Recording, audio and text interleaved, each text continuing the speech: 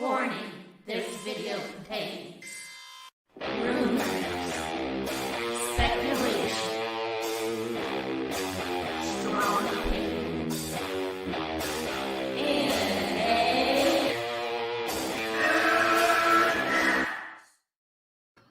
What's up? Welcome to Movie Madness Live on MME. I got my co-host here, the master of madness, Brian.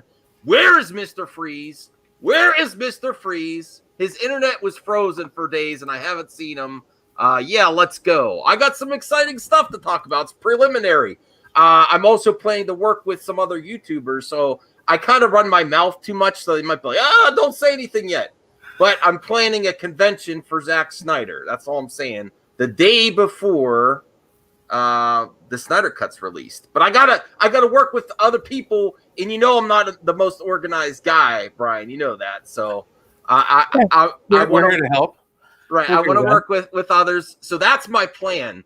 Can it coincide with my big giveaway? I'm about to get serious up on this YouTube. On this I almost said mother freaker. Damn it. No. On this freaking YouTube. For real. I think something I offer that's different, and I'm not throwing heat on anyone. This is movie talk without paywalls. And now, in 2021, when we get there, get out of this crap, I'm going to be giving away stuff too. Because I'm planning Zack Snyder type convention to work with others. It's going to be Blu-rays of all his films. If I can, if the Snyder Cut actually gets a physical release, Blu-rays of that, T-shirts, you know, Zack Snyder himself has Ink to the People T-shirts. I can order some, get the stuff to charity, and then send them out. There's lots of stuff. I can't be all specific yet because I have to see how much I can get a hold of. It's just that there will be giveaways for sure. Yeah, absolutely. I think it's striking while the iron's hot too. I think a lot of people can get behind that. Right, and then the ultimate goal is to have a watch party right before the Snyder Cut, Zack Snyder's Justice League goes live. They have it go right, and then we could even watch it on HBO and get that Max. First reaction. Yeah, so that's the goal. Yeah, I'm really hyped for this. Oh no, this sounds great. I'm excited, especially after watching some of that footage we watched a couple nights ago. Yes, I mean, I can't be more hyped. I mean, I think this is going to be really good. So Nicotina is in the chat. Yeah, Nicotina is going to have a show right after this that he may pop in later. He's one of the ones I want to work to. Ryan is a great guy. I want to work with Ryan. I want to work with Enosh, the Four Nerds. Oh yeah. They have lots of great connections in DC.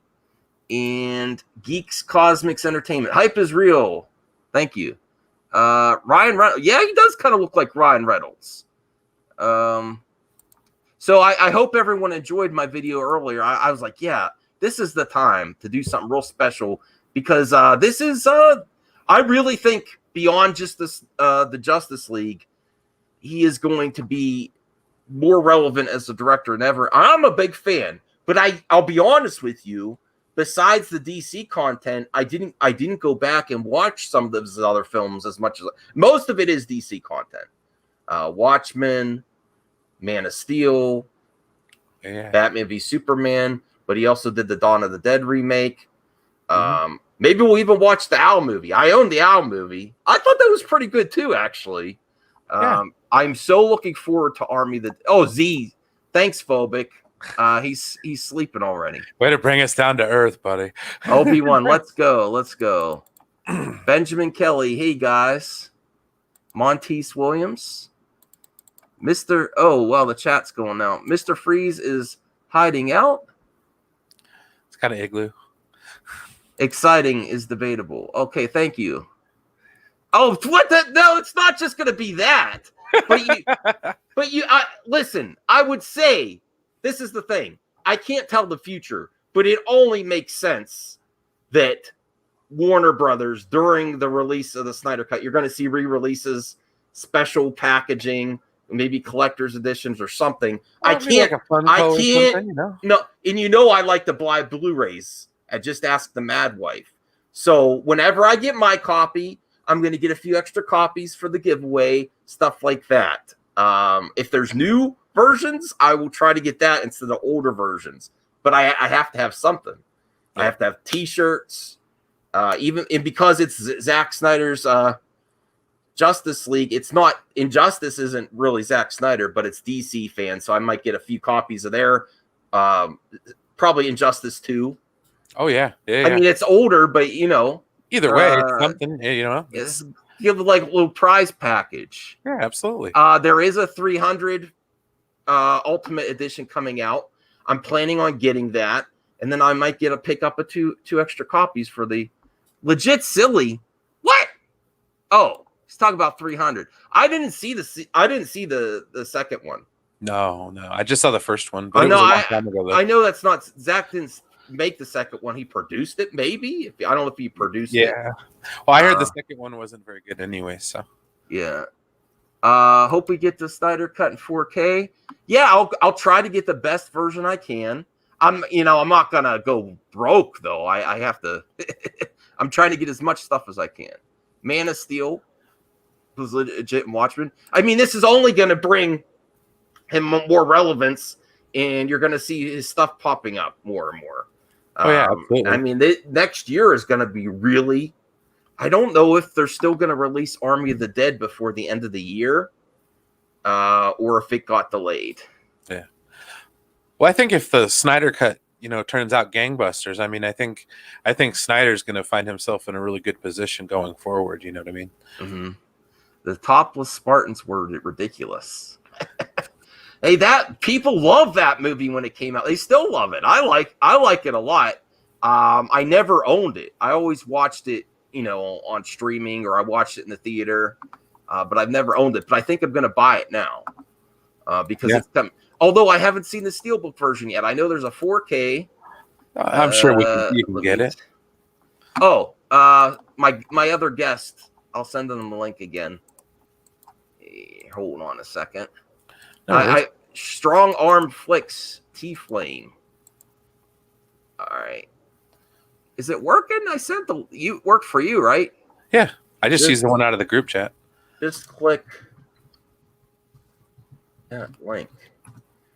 Okay. All right. Now, I do want to also talk about WB because we were Army of the Dead 2021. Okay. I wonder how close it's going to be to this. I got to look that up. I got some pictures for Army of the Dead. Oh wow. Darn. Not forget his name. Drax the Destroyer. Who's his Dave Bautista. Dave Bautista. He's in it. Who else is in there that I can recognize?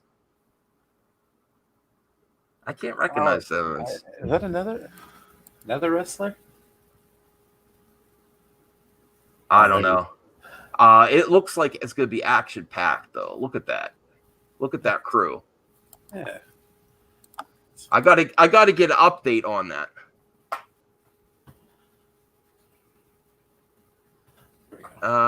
Let me see. I'll read Titan's comment here. His daughter. Yeah. I mean, that was a bad time, but we're moving on to better things now. The sequel to 300, okay. I didn't see it yet, Obi-Wan. I want to see it, but I want to watch the first one again first. I want to wait. Yeah, Benjamin Kelly. There's more to Zack than just Justice League, and I think his star is getting even bigger than it even used to be. I mean, if there's one director you're talking about now, it's Zack Snyder. Well, I love how he's been so accessible with the fans. I mean, he didn't have to do stuff like he's done, and that right there is just amazing. I mean, interviewing with Grace Randolph. I mean, that was what the hell? That was great. I mean, I love how he's willing to put that information out there for everybody to digest. Yeah, for real. Let me see. I have another picture here of Zack during the filming, and I think this is pretty much done. This film, it's just ready to go. Oh, hold on. Yeah.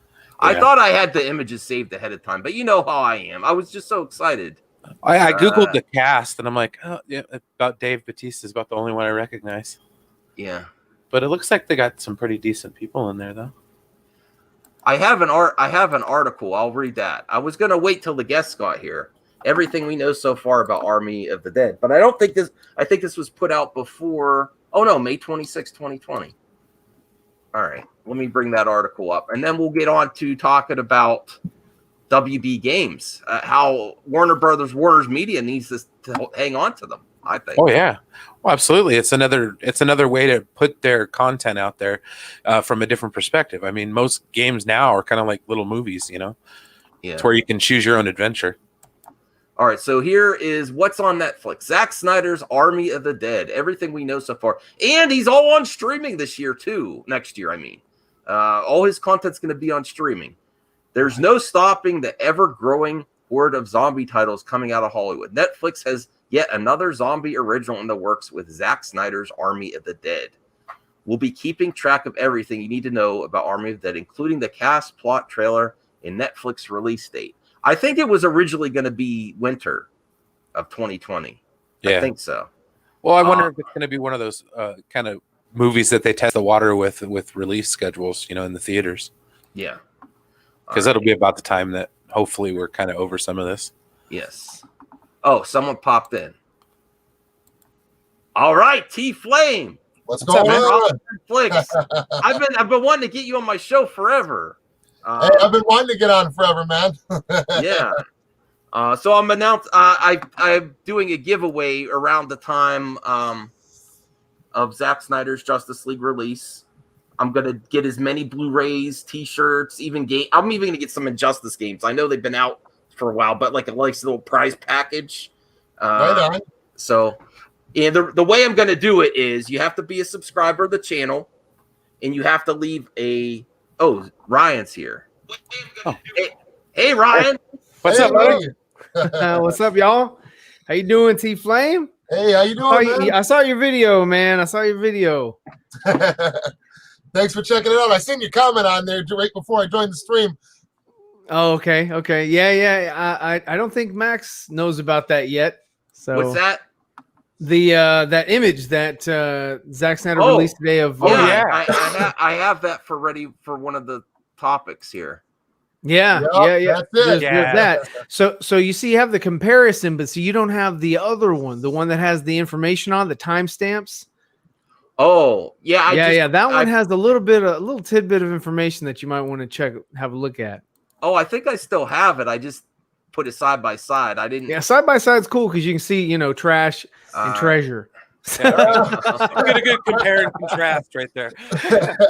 All right, hold on. Well, property of HBO, we don't need that. Oh, no, HBO property Max. of HBO is HBO Max. That's legit. And right there's another set of initials. Really? ZS. Yeah. And what do you think ZS is, Max? Zack Snyder. Zack Snyder. No, it ain't Zack Snyder. They don't do that. Really? He doesn't need to do that.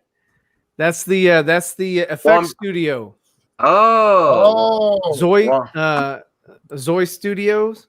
Zoic Studios. Okay. Yeah, Zoic Studios.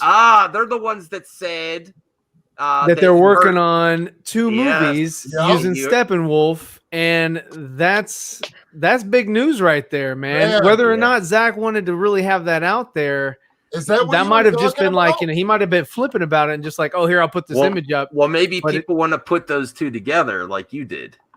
Oh well, I can't take all the credit. We did this on Dawson's channel just not too long ago, man. We were hitting up all kinds of people and saying, hey man, we gotta get this stuff confirmed. So it was me, Dawson, Sill, and Anthony, ACS Universe. We all kind of got this. I got your watermark's in the way. I know. People want me to get my logo out there anyway. So the ZS right there, that is not Zack Snyder. They do not put that on there. There's no need to. Like if this was George Lucas, you wouldn't see GL. It would be IL for ILM. Mm-hmm. So that's what's up with this one, man. And as you can see, you first see Steppenwolf at what? How far into this movie? Hour and 1 minute. An hour in you finally see him. Wow. And Themyscira. This is when that's the, you see the lights, those are the boom tube. That's the boom tube dropping them down. So that's how long in this particular movie you have to wait to see him join the movie right there.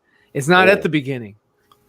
All right. Yeah. Wow. So it kind of builds up a little bit to it. There's a lot of exposition. There's a lot of storytelling, a lot of chess moves and whatnot. So before he actually jumps on the scene, that just goes to show you how much more this movie is going to be fleshed out than what we got in theaters. Yeah. Oh yeah, definitely, man. This is gonna be one of the most. This is gonna be Lord of the Rings epic. Remember how everybody was like, I can't believe they shot all three at the same time. This is that level of I can't believe they shot all this at once. Yeah. So it's gonna be some good stuff. Okay, go ahead, T-Flame. So I just had a question real quick. So does that basically, because after you pointed all that stuff out, I was like, wow, how did that fly right over my head? So I guess my next question is so does that confirm that article that came out, that news that broke a while back about that studio working on the VFX for the Ayer cut and the Snyder and they said, yes, you heard it right. Mm-hmm. They're working on both because they've got the right to animate Steppenwolf. Right. And so that's who Deborah Snyder at Justice Con was alluding to, that they were working closely with another director because the studio that's working on that is going to start doing the Ayer cut. They're going to finish the Ayer cut, but they're going to complete Zack Snyder's movie first. But they're going to continue on because they have all the they have all the files. And that'd be great too to see a consistent version of Steppenwolf, one that everybody likes, in both movies, to give it that connective tissue, even if it's only brief, Right. They totally need it in that, like, Aquaman doesn't have that connective tissue anymore because they kind of modified it a little bit. Like if you look at Volko, which is what's his name? He played Green Goblin. Yeah, he played Willem Dafoe. Willem Dafoe. If you look at him in Justice League, it looks like his hair's down. He's got like a robe he's wearing. But if you look at him in Aquaman, he's wearing like a skin tight, suit, and he's got his hair up and all that. Yeah, completely different look. So it's the same character, same guy playing the role, but it's a different interpretation, and that's what Zach was talking about when he was talking about.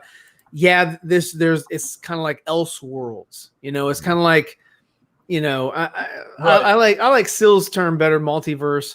But Elseworlds is like, it's okay. But yeah, it's you can have the same actor, you can have the same character, but they can be different incarnations of the same person. Kind of like, you have Superman in the New 52 suit, but then you also have Superman in the t-shirt and jeans. It's a different incarnation of the same dude. So if for them to do that, because you're going to have Black Adam's going to start off, The Rock is going to hit it hard with his, because he wants a franchise, and that was like his whole thing, is that he wanted to join in. But the way that it is, he might not be able to join Zack Snyder's universe per se.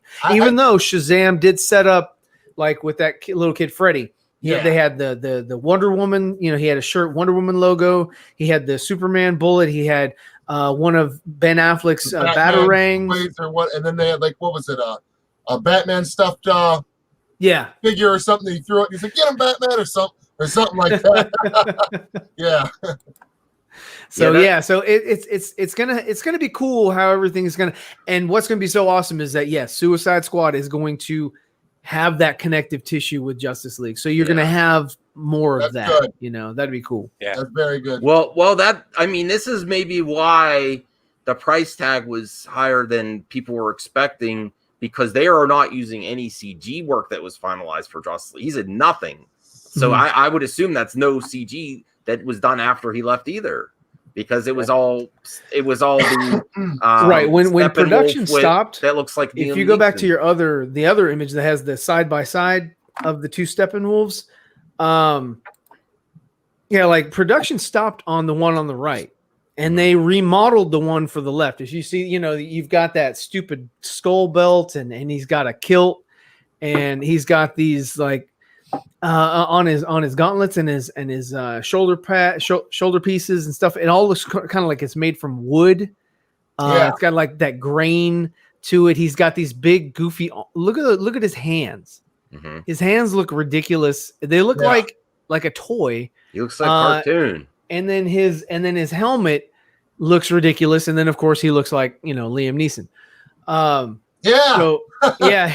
He looks like a Viking version of Liam Neeson. Exactly. I mean, if that wasn't Kieran Hines, I would have thought that it was Liam Neeson. Fatal J to this, until I, made a point about it. He thought that was Liam Neeson playing that role. Oh, really? No way. Well, that's what he said. So I take him at his word. So it's pretty funny. Yeah. Well, here I'm going to explain a little bit of this. I can't give the specifics out exactly but it's going to include Zack Snyder Blu-rays. I'm hopefully getting the new stuff. I hope to get Snyder Cut on physical form in some way. If I can only get the Blu-rays, that's what I'm going to give away. If I could possibly get the steelbooks, that's what I'm going to give away. I'm going to get whatever T-shirts he has on Ink to the People at the time. I hope to get some of those Stand with Fisher shirts for the giveaway too. My friend Ray, that my Zeverfet's working on. Yeah. I have to redo it because. Yeah. Okay, so they sent me a coming. message and said that I couldn't have the Under Armour logo. I was like, well, that sucks because it didn't say Under Armour. It was just two arcs, and I was like, I mean, come on now, it's not as big as like maybe the Nike swoosh, but I was like, okay, so I'm gonna put something else there. I think I'm gonna put the if I can get away with it, I'm gonna put the Cyborg logo instead, and then I'll release it again. So I would actually prefer that too. Yeah. If you can use it, if it's usable, I've already made the version. I just need to apply it to the shirt, and then I'm gonna get one as soon as everything's ironed out. Yeah, I actually ordered mine because you can order a sample from Teespring, so I ordered it, and it's already being shipped. So I'm gonna have the Under Armour logo on mine. Well, I thought since the plans are really preliminary, and maybe you guys don't want me to talk about it too much, but I want a Zack Snyder, just not Justice League, celebrating everything Zack Snyder, everything he's done, because I want to know we haven't really talked too much about your other Zack Snyder love, and I'm gonna get to Ryan and T Flame and Brian. Like, what are some other things you really appreciate Zack Snyder for, like the Dawn of the Dead remake? What do you know about Army of the Dead? Because I'm really looking forward to this too. This might blow it out of the water as well with all the eyes on Zack. Yeah. This is really going to be a good year. Does anyone know if it was delayed and if it is 2021? Trav said it is. I'm not sure exact release date. I know it's on Netflix and the majority of the work is done. Yeah. I think even when he did the Justice Con, he said, I'm finalizing Army of the Dead, and then after that it's day to day I'm working on the HBO Max release. So this is not this, we can't ignore this either. I mean, what are you looking forward to this, guys? That's what I want to hear from you. You want to go first, T Flame, or Army of the Dead, I really don't know a lot about it. I've been seeing it since early pre-production on it. I've been seeing images of it. I've been listening to Zach talk about it. I've seen Dawn of the Dead, way back, and that was a good, really good movie. I enjoyed it. I don't know. Did they say that this was? No, I don't think it's linked at all. It's an indirect sequel. It's an indirect. It's not. It's kind of in the same vein, but not a direct sequel to. Right on. So from what I've seen so far, I'm actually looking forward to seeing this. I would assume that I would think that they wouldn't want to push this movie back to 2021 because the Snyder Cut's coming out 2021. Yeah. And everybody knows that thing is gonna smash. It's gonna smash hard. It's gonna crush it. Okay. And I mean, I guess it's even though it's within the same year. So far, they haven't announced exactly when it'll be coming out in 2021. But to me, it just seems like he's been working on this for a while. And it seems like to me, the best thing they could do is right around in 2020, this year, around Halloween time. To me, that would be the perfect time to drop this thing on Netflix, to release it. That's going to draw a lot of people in. And then, a couple months later, that gives the clear slate to where, it's not stepping on the toes of anything that he's going to release afterwards. And, then you fast forward a couple months later, Snyder Cut, So to me, I think that would be a great way to do that.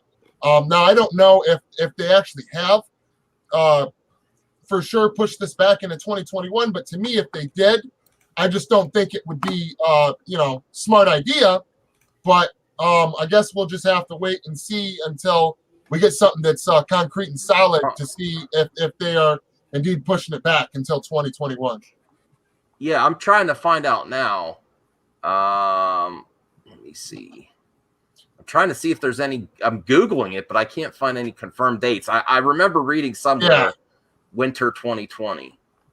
Okay. But I don't know. Yeah, that was a while ago, I believe. Yeah, it did say something around winter. I was hearing around November at one point, a long time ago. But it's just all this stuff that's going on in the world right now. It's real hard to tell what they're gonna do until they put something out there with a new date or whatever. Okay, so I have Wikipedia. It does say spiritual successor to 2000's Dawn of the Dead. Oh, okay. Okay, so that's really cool. I do have this article I'm going to bring up. I'm really interested in this film. I always have been, but I mean, while Zach was finalizing the fine print on the official announcement of the Snyder Cut on HBO Max and participating in Justice Con, he was also working on this. He's working on this right up until he starts working day to day now on the Snyder Cut release, or Zack Snyder's Justice League. So here's the article. I'll bring back up the article to read a little bit more about it. I don't even think there's been a trailer or anything yet. I don't think there has been a trailer. He released a photo, and that was during your girl's interview. And that was kind of it. I think that's the last thing I ever heard from this movie. So I don't know if it is. I have a feeling this is going to be a big hit too.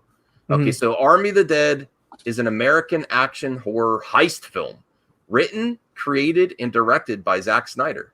This is the first film directed by Zack Snyder since he spent on Justice League. Warner Brothers previously held the rights to the film, but it was Netflix who bought these rights. So that's interesting too, the history of this film, because if it was AT&T with Warner Brothers Media, they might not have let it. This might have been. They probably Warner would Brothers not have release. let that go, because I believe that happened before the negotiations came through with AT&T. Yeah, so that's very even this film is very interesting to show how much Warner Brothers is now different now with Warner Media and AT&T. They would not let this go if they were going to work with him in the future. That's also small. That really shows you the difference between now and then. All right, let me see here. Warner Brothers giving Zack Snyder a $90 million budget to play with. Joe B. Harold, King Arthur, Legend of the Sword, and Shay Hatton, John Wick 3 helped Snyder write the story. Snyder is also serving as a producer. Wow. See, I didn't know that. Yeah. I didn't even know that. He's also serving as producer along with Deborah Snyder and Wesley Collar. When is the Netflix release? This may have changed though. For Army of the Dead. At the time of this update, Army of the Dead will have been in post-production for 7 months. We previously predicted that Army of the Dead could have been released in Q2, but it's more likely that the film could be aimed towards Netflix Halloween lineup. Okay. All right. We can expect that would make more sense. Yeah, that would make perfect sense to me. Yeah. We can expect Halloween time. So it still might be this year. Wow. Yeah. Okay. Nice. we can expect to learn more about as soon as Zack Snyder responded to a fan's question whether any updates were coming soon. Let me see here. Oh, darn it. That comment on there, though. He just says coming soon. Okay. You still see it? Okay, good. All right, I'm reading down. Will Army of the Dead's release be worldwide? Yes. Available to subscribers to worldwide release on Netflix. Okay. So that's all. Oh, here's some who's all in it. Dave Bautista. Yep, Dave Bautista. I don't know. I don't really. Oh, Chris D'Elia. I know he's like a comedian. I don't know. I don't recognize any of these other names. Yeah, that's what I saw when I saw it. I was like, Yeah, I don't really recognize a lot of the names on there neither. But one thing I do know though is Zach is whatever he's got planned for each character. He's very good at his eye for casting is usually pretty good. So I don't know. We'll just have to wait and see. That's why I'm actually very interested in this, and I do hope that it does come out sometime around October of this year. I think that would make a lot of sense, and it would only help the movie make more money. Well, this is a film. I'm only going to read a little bit more, and then we'll move on to something else. But I'm just going to read a little bit more because it's interesting. Because he says there are no handcuffs at all on me with this one. I thought this was a good palate cleanser to really dig in with both hands and make something fun and epic and crazy and bonkers in the best possible way. Nice. I love to honor canon and the works of art, but this is the opportunity to find a purely joyful way to express myself through a genre. It will be the most kick-ass, self-aware, but not in a wink to the camera way, balls to the wall, zombie freak show that anyone has ever seen. No one's ever let me completely loose. And this is when he didn't know for sure if Snyder Cut was Warner Brothers let him go. They didn't hold on to this project. That's a big tell, and he says he's going all out. So man, that's something to look for. Yeah, that's exciting to hear that. It just raises my hopes for seeing that even more. Yeah. All right. Okay, now what do you guys know anything about the WB games? Is AT&T still looking to sell them? Because all this talk about Rocksteady and Ed Boon is going to be at Fandom. Yeah. These are all WB games. Suicide Squad, Rocksteady. Yeah. Yep. Yes. Should they still let them go? I don't think they should. I think they're opening it up for more capital to invest in different areas. I think that's the whole reason why they're looking to sell. Okay. And I think that's pretty much the gist of it right there. Well, the good news is they probably have a lot of projects already working. They're already working on them before the sale. Just like when 20th Century Fox was to Disney, there were projects already working on. You'll still get those releases. There's so much work into them. So we're gonna get some great. Even if they're sold, they could still work on DC content. It's just they have the opportunity. You know how I don't know if you guys cover gaming a lot, but Spider-Man is a huge hit. The Spider-Man the new one for PS4. Yeah, the new one for PS4. And that's there's a spin-off for PS5. It's like one of the really critically acclaimed and made a lot of money. And the Suicide Squad game and Rocksteady, if Rocksteady keeps bringing out the hits with their track record with the Batman games, it could be on that level, even more popular than those Batman Arkham games. I really was a big fan of the Batman Arkham games. I'm looking forward to this Suicide Squad game a lot. I want to see what it's got to bring to the table. I'm excited for it. I don't know on the on the end of like who's selling and why they're doing so. I hear a little bit about it. I really don't know very much though on the gaming side of the business deals, of what's going on in that aspect. But I do play a lot of these titles and enjoy them. But it's interesting to hear that from you. I didn't even know about that till you brought that up, that they were looking to sell, Max. Yeah, well, let's look at these studios that are in WB Games, because I brought up the website. Just a real quick look. Los Angeles, California, WB Games San Francisco, San Diego, Monolith, who's done some really big titles in the past, Avalanche, Nice. of course, NetherRealms. You know that DC fans love NetherRealms. Ed Boon loves DC. Before Injustice, it was Mortal Kombat versus DC. Yeah, that was a fun That game. was a good one. I really like that. And I like how inventive they were with incorporating powers when you're fighting other people in the arena. Mm-hmm. And then the other things that they did for finishing moves or whatever, that was always cool. Yeah. So I was always down with all that, man. It's good stuff. WB Games Boston, Albany, New York, Montreal, Rocksteady, Telltale Games, even those Lego DC games. Oh, wow. But Telltale does more than just DC. I think they do. They do like stuff. Star Wars, and you know how much money they make on those Lego games? I love those I Lego bet games. they make a lot off of that. Yeah. So I if they can, I hope Warner Brothers can save them, can still hang on to them. But I understand. I mean, if it comes to we need the Snyder cut and money there, and to sell something off to keep everything going. I get it. But man, I just want them to keep making DC. All right, so let's get to the chat a little bit here. They certainly should. They're not going to not stop making games. It's just then it's going to be up to if EA does it, they're going to have the EA to say. I just don't want any. I don't want any interference with NetherRealm and Rocksteady to produce the games they want. WB of course still has the final say, but it's all licensing at the end of the day. I mean, that's all it really is. Yeah.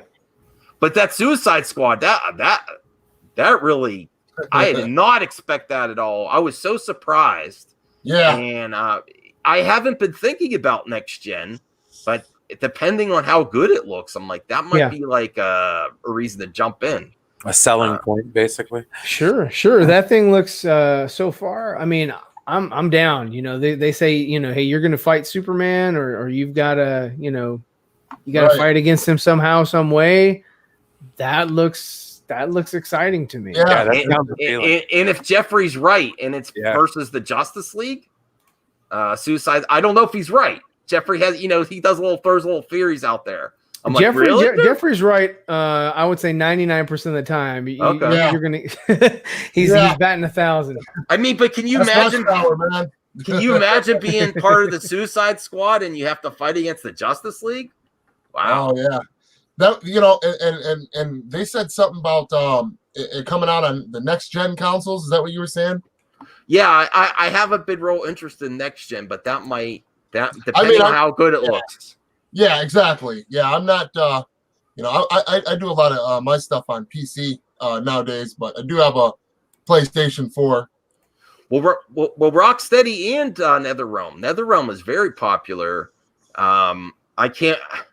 They have to be working on Injustice 3. I just hope that's another reason Ed Boon's there. I mean, what else would he be doing there with The Rock? Announcing a Black Adam game? Or just a cameo in Mortal Kombat for Black Adam because of the press? I don't know. I hope it's not just that. The other reason it's very interesting, because I do follow gaming. Yeah. That Ed Boon's going to be here is there is a fighting game tournament called Evo. Now, there's a real controversy for Evo. They were going to do all online. It was something all the fighting game community was looking forward to, including Injustice and Mortal Kombat fans. And they make announcements there. It got canceled because one of the creators got caught, with some bad things with minors. Oh, that's horrible. But it was canceled, and something has to happen with all those announcements. So I mean, if they would have announced it at a fighting game convention, Evo, for Injustice 3, Now it could be at Fandom. Sorry, I keep saying Justice Con. So they might have announced it at Evo if it was going to happen. Yeah. But it's very possible that it could be a thing, and they could have just announced it at DC Fandom. Yeah, DC Fandom. So much stuff is gonna happen at DC Fandom. You guys, I'm sure everybody has obviously seen their little trailer that they put out for DC Fandom. Their little, you know what I mean. And when I first watched it, I was like, I watched it about 3 times, and I'm like, the way that they're hyping this up, man, this has got to be like some next level stuff that's going to take place, because the way that it looks, man, it looks like this is going to be like the event of the year, like type deal, you know? It's gonna be like D23, but for No. DC. Yeah. I think they're really going. You're gonna get the full rollout. They're going deep, with their content. Just kind of like this is their time to shine. If they don't, it's a failure, man. No matter what anybody says, man. After what they put out, if they don't go balls to the wall and just give us everything that they got, man, I hope they do, and I think that they will. Yeah. Okay. Yeah. Now, Chubby Teddy, my good friend Chubby Teddy, do you have any classic DC games that you like? I do remember Justice League Task Force. I used to have that for the Genesis. I sold it this year though. But I do have it on my my EverDrive for my Genesis. And in Return of Superman, I also had that. I love that game. It was a beat 'em up with Superman. Some people, Superman. Oh yeah, wasn't that for like the Super Nintendo or something? They had it for both. I think I had the Genesis. Yeah, version. yeah, and it had the Doomsday Fist fighting through. Yeah. That's what inspired that other shirt that I made for myself. Yeah, and I have the comic, the Death and Return of Superman, all that. That's my childhood right there. Benjamin Kelly says WB Montreal's Batman game is going to be amazing. I haven't heard about that one. That's not Rocksteady. That's WB Montreal Batman game. I haven't heard anything about. I haven't heard nothing about anything like that. Well, don't they also do like the Lord of the Rings games too? I think so. Yeah, because some of those games are epic as hell, man. I love those Lord of the Rings games. Phobic says laying waste to just. He's saying about the Suicide Squad game. Hey, I mean, if that gets haters like you in there, Phobic, okay. Yeah, it's good, the contrarian. Hey, you know what? I mean, everybody comes in for whatever reason. At the end of the day, it's still clicks, views, and money and revenue in his pocket. So, hey. Hey, Matt. Hey, what's up? What's going on, Matt? All right, how are you doing? You sound tired. Oh, yeah. No, it's been a long day. Okay. It's been an interesting day, but a long day. So. All right. Yeah. Well, we were talking about Army of the Dead. Oh, yeah. I'm really looking forward to that. And I haven't heard much about it. Do you know if it's still going to keep the original release date? I'm hearing, well, I mean, originally I'd heard like late 2020. Yeah. And then like when COVID happened, like I heard early 2021. Okay. But then again, that's just like rumors that I'm hearing on both fronts. So, and it's just like stuff you see people talk about, like you have no idea. I would think that Army of the Dead is probably done if Zack is going full bore into Justice League. And Netflix is probably going to release it, I'd say, towards the end of the year, because they still need content, and that's a big one. And I think if Justice League is, going to be coming, it's going to be before Justice League. I guarantee that. I just don't know if it's going to be later this year or early next year. Okay, yeah. I did not know it was the spiritual successor to Dawn of the Dead. I mean, I know it was in the same type of film, but I didn't know they were like, So are they? Yeah, that's what it said. That's what it said in the article. I read an article about it. Well, yeah, but like, who is that coming from Zack himself, or is that coming from the person who wrote the article? Good point. I mean, because you figure Dawn of the Dead, Army of the Dead. Yeah. You're like, oh, okay, is this going to be some kind of connectivity thing? Because like George Romero's last movie was Survival of the Dead. Okay. You know, and so it's like, and that was like a Hatfield McCoy's knockoff type story. Well, I see your those point. did you hear those 4 nerds? They really Yeah. figured something out cool with that with this image of Oh, right, Steppenwolf. with the yeah. Yeah. Oh, is that it, that it takes place 1 hour 37 minutes into the movie? No. The initials at the top right, that's for Zoic Studios. Not Zack Snyder. I thought Zack Snyder. Yeah, because No. Yeah, I the thought that directors too. Don't put Yeah. they don't put their initials on there. They don't have to because that's their film. Yeah. And if you look at the footage with Gal Gadot in the other Justice League movie at 2 hours and 9 minutes in, you see the studio. I think it says SH. I forgot what studio it was, but it also, you know, it corresponds with that as well. So basically, there was an article out that said, "Hey, Zoic Studios is doing Steppenwolf for both Zack Snyder and the Suicide Squad movie."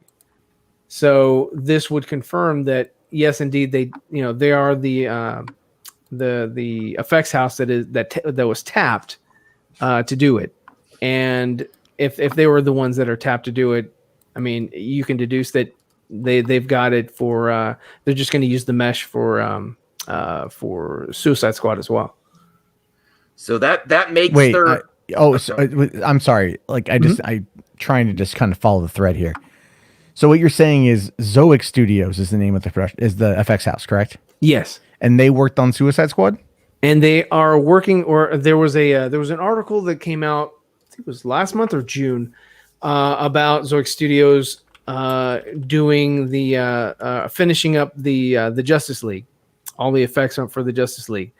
And they said in that article where they mentioned them, they said that they're also working on the Ayer cut. Yep. And so they're going to have Steppenwolf at the end of the Ayer cut. They're just going to reuse the mesh because they already have it. They have the rights to it, and they have the go ahead from the studio HBO Max and Warner Media to work on Zack Snyder's Justice League. So they're basically they're working on both movies in tandem with the same models and just doing it as a way to save money, I would assume.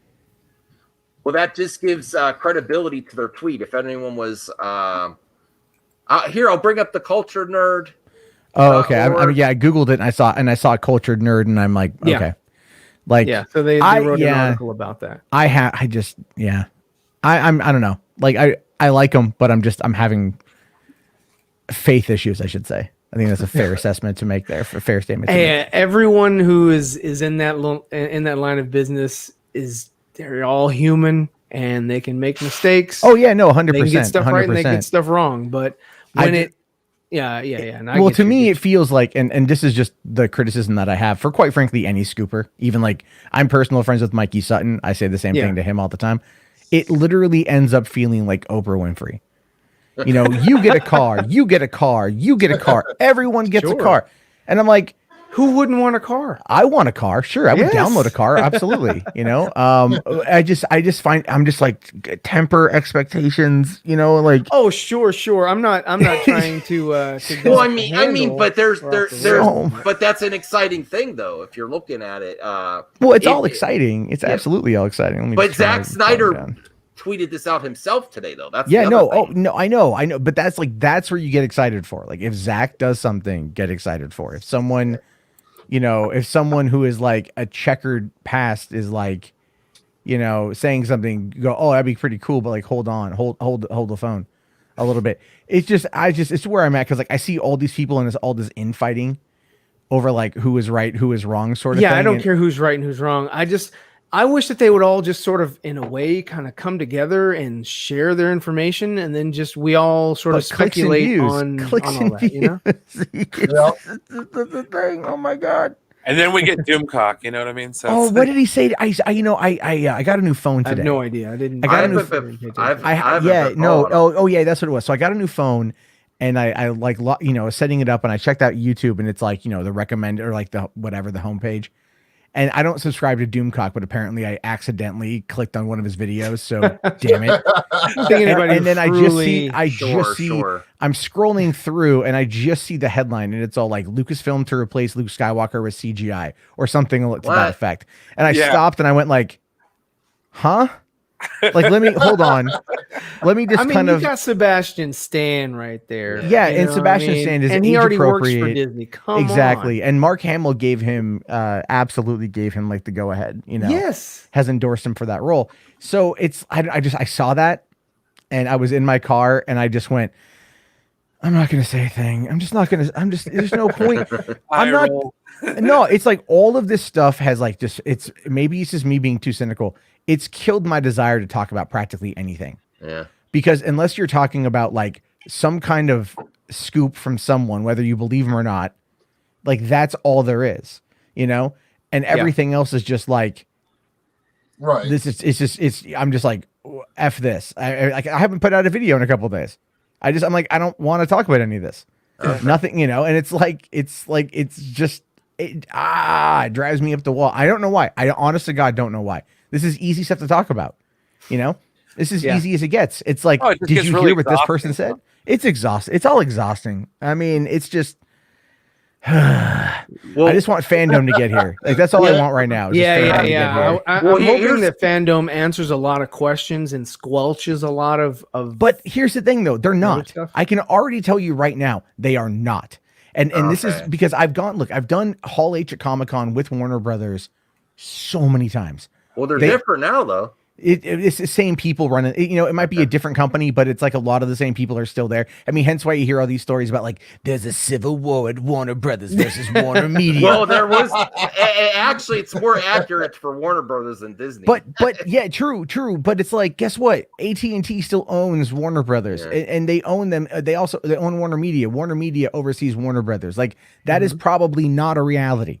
But it's this narrative that people have created and crafted as this, like, we need a bad guy. So let's make these, these interlopers in Warner Brothers the bad guy. One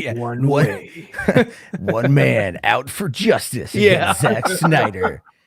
Who is this demon slayer? Chubby Teddy's worried about the toy collectors. Is there going to be merch for Zack Snyder's version? I mean, look, the truth. Okay, if there is, I'm getting a Funko Pop. Again, let's apply it. Let's apply it logically, real quick. Let's apply it logically to the Mandalorian. All right, the Mandalorian had product launch, right? They had a product launch for it. They had that Triple Force Friday thing where they released Funko Pops and the Lego sets and whatnot, but there was no Baby Yoda. Mm-hmm. And so if Warner's is smart, and I really feel like Warner Media is watching what's happening with like watched Mando. I think they're really going to be doing with Mando. I think that is their key thing. Because I was like listening to like the vodka stream last night, and it's like everyone's like, oh, is it going to be, like chapter 1, chapter 2, or part 1, part 2? And it's like, is this even a discussion at this point? Like, what are you guys doing? Because it's probably going to go or I'd say it's going to go chapter like Mando. It's going to go episode 1. Episode 1. Yeah, it's like Justice League part 1, episode 1. Your mother's a greasy whore or something. I don't know. But it's like, it's something, or like F you, Joss Whedon. Like that could be the entire thing, the first episode of the show. But I think it just makes the most amount of sense business-wise is that they're going to take whatever's coming. If Zach dropped that image of Steppenwolf today, which looks freaking awesome in low res. Yeah, it does. Right? Like they probably are wanting to push out for the toys. But if the Man of Steel toys or the BVS toys and Justice League toys didn't sell, which I don't hear much about them, then it's probable that like they're maybe a little bit on the worried side and they're not thinking so much about the 4-quadrant approach right now. So, I mean, they probably are going to have toys, but it's probably going to be like a hot toy sort of thing, or those kind of collectors are going to get those. Maybe Funko Pop. But keep in mind, this movie, like people, I really want people to manage their expectations about Zack Snyder's Justice League. I didn't watch your video yet. I was like, it's a good title. It's like 2 days old. It's like watch Fatal J's video because he basically copied me the next day. Don't be throwing Enid. We're gonna get the coat on you. No, it's fine. I gave him crap on Twitter about it. And he's like, great minds think alike, and I'm like, yeah, it's all good, dude. But the whole idea here essentially is like, I keep talking about this, and apparently I'm the odd man out, and that's fine. You always are. I am. We don't know for one if it's going to be any good. The likelihood of it being good is high. Oh no. Okay. Bye, Matt. Bye, Matt. No. See, there you go. But hold on. Okay, we as the fan base are probably going to love it. There's no question about that. Yeah. But think about, like, again, I have to keep going to Mandalorian as being the key comparison here. When you think about the Mandalorian captivated people who weren't Star Wars fans. Right? It did. Baby Yoda came on in through social media and just made a lot of people Mando fans. Like I was at was it Applebee's last night picking up an order, and this I'm wearing my Ninja Turtle mask that my stepmom made me. And this waitress sees it and she's like, "Oh my god, I love your mask." She's like, and then all of a sudden she goes like, "Are you a fan of Mandalorian?" Like just out of the blue. And I'm like, I was also wearing my Star Wars hat. And I'm like, yeah. I'm like, yeah, I'm clearly a fan of Mandalorian. And she's like, "Oh my god, I love Baby Yoda. I can't wait. I got to get him tattooed on me." You know, and I'm like, "Oh, are you a big Star Wars fan?" She's like, "No, I just really love Baby Yoda." And I'm like, "Oh, No, okay." I like tattoos. Yeah, well, this is Washington State, and she's a young woman. Clearly, it's going to go hand in hand here. But it's really like the thing is, it captivated the normies, right? And that's what propelled it to the success that it did. Will Zack Snyder's Justice League be able to do the exact same thing? I do think that it will. Yeah. I think that it will, but it's going to have to be something where they play a lot of this information close to the chest.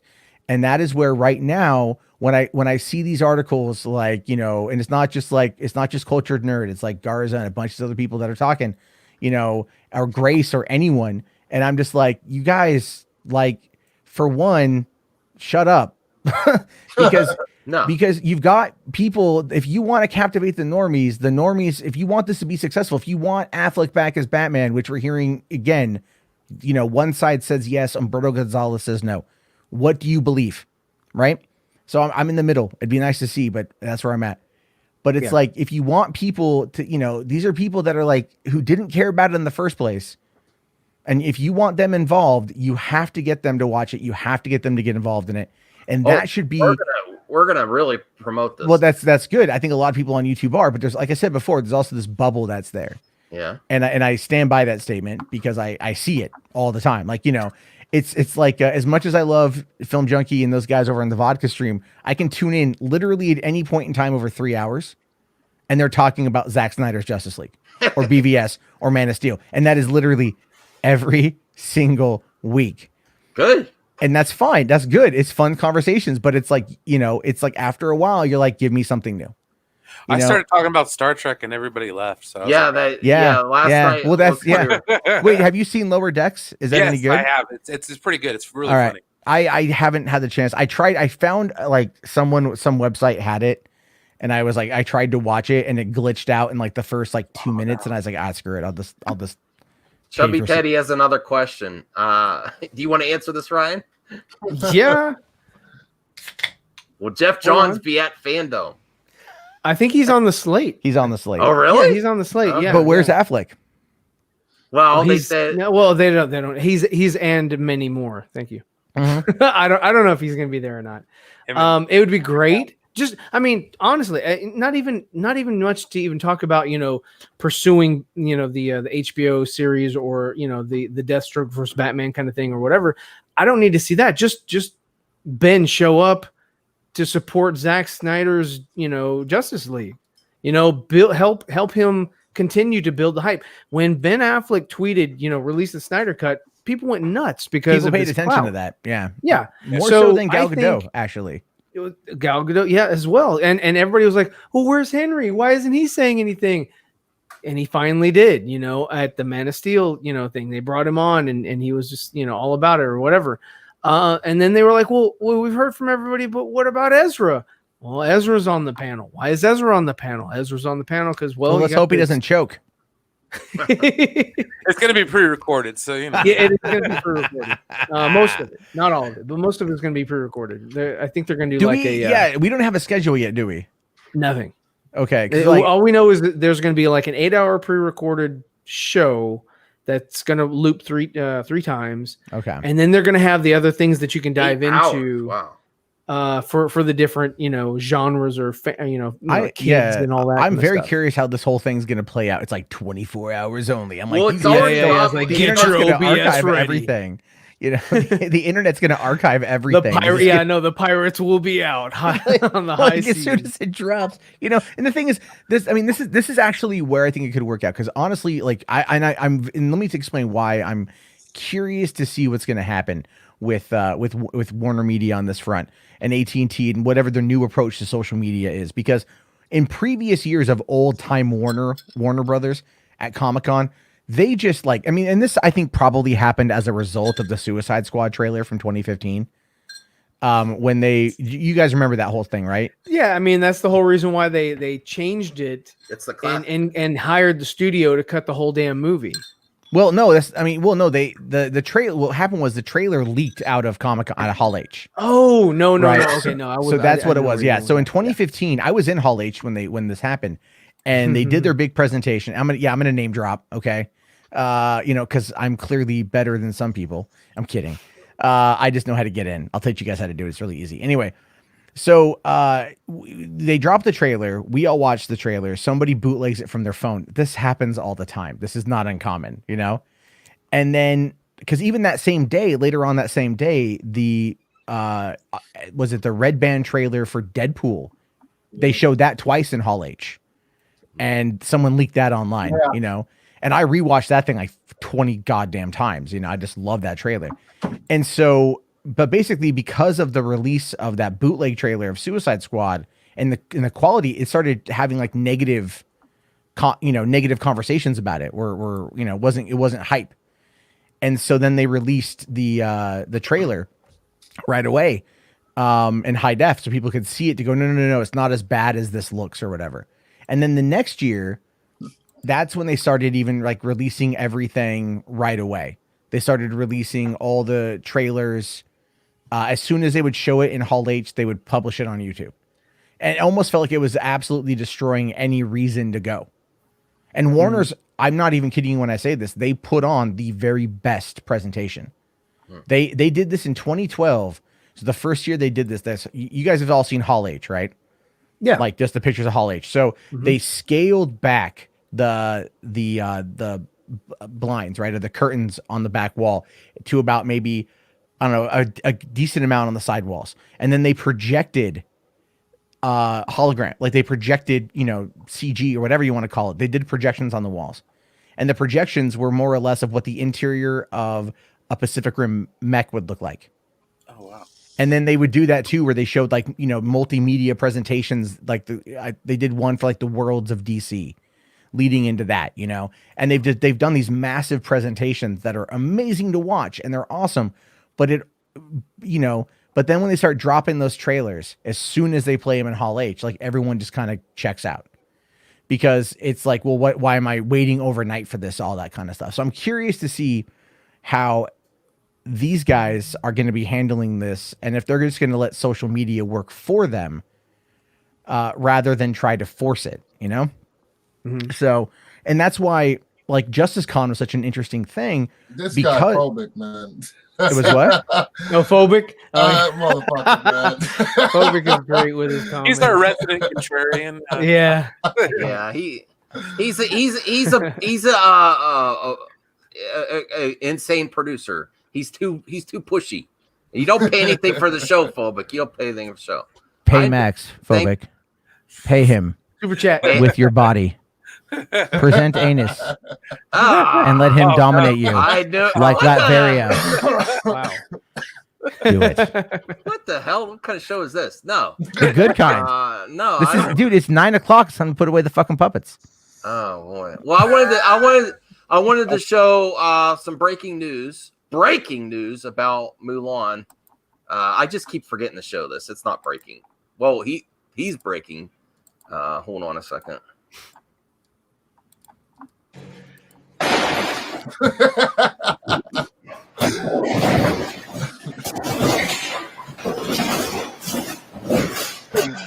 As it should be. You notice he stands like he was so accomplished and proud after we looked at.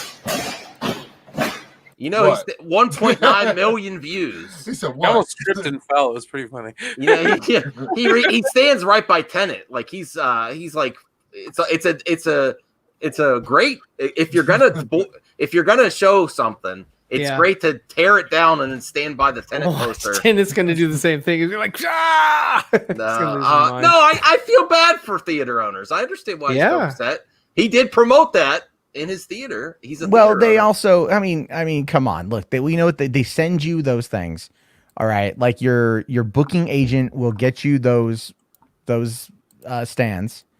Or if it's it looks like a chain, so whoever the people are in the chain for promotional materials will get you that stuff. The employees put it together, and then it sits there until they destroy it, throw it in a dumpster, or somebody comes along and takes it. So it's not like it's that big of a deal. They were going to destroy it anyway. It's just like, I don't know. I'll tell you this. I think the more interesting news is the fact that Disney is not going to be releasing 4K versions of live action movies. They're not? I got sent a link here. Okay. I don't know. That is interesting.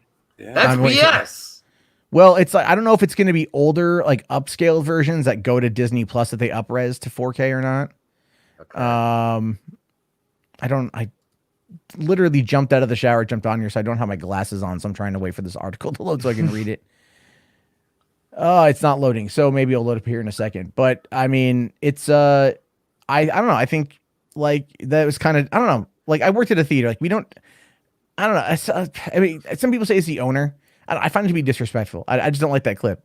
You know? No, I spent 14 years working in theaters, dude. Like, I mean, that I don't know. That, you know what? That might actually you don't cheat where you eat money. Well, for one, it is worth money, and two, it's like it's that promo thing. Because that promo would be worth. You could sell it for a couple $100, yeah, guaranteed. Yeah, especially since it's not going to be really in theater. Right. Yeah, so it's one of those things where it's like I don't know. I feel like it kind of it feels like it solely is the sanctity of the theater. Like by my house, the theater's got a poster for The Hunt, and it's bleached white. It's bleached white, and I want to call them and I want to get my hands on that. I want to see if they'll give it to me, and because I want it to be like it's kind of a weird reminder of where we are right now, like this moment in time. Yeah, and it's like because for me, people always give me crap. They go like, "Why is it you like movies?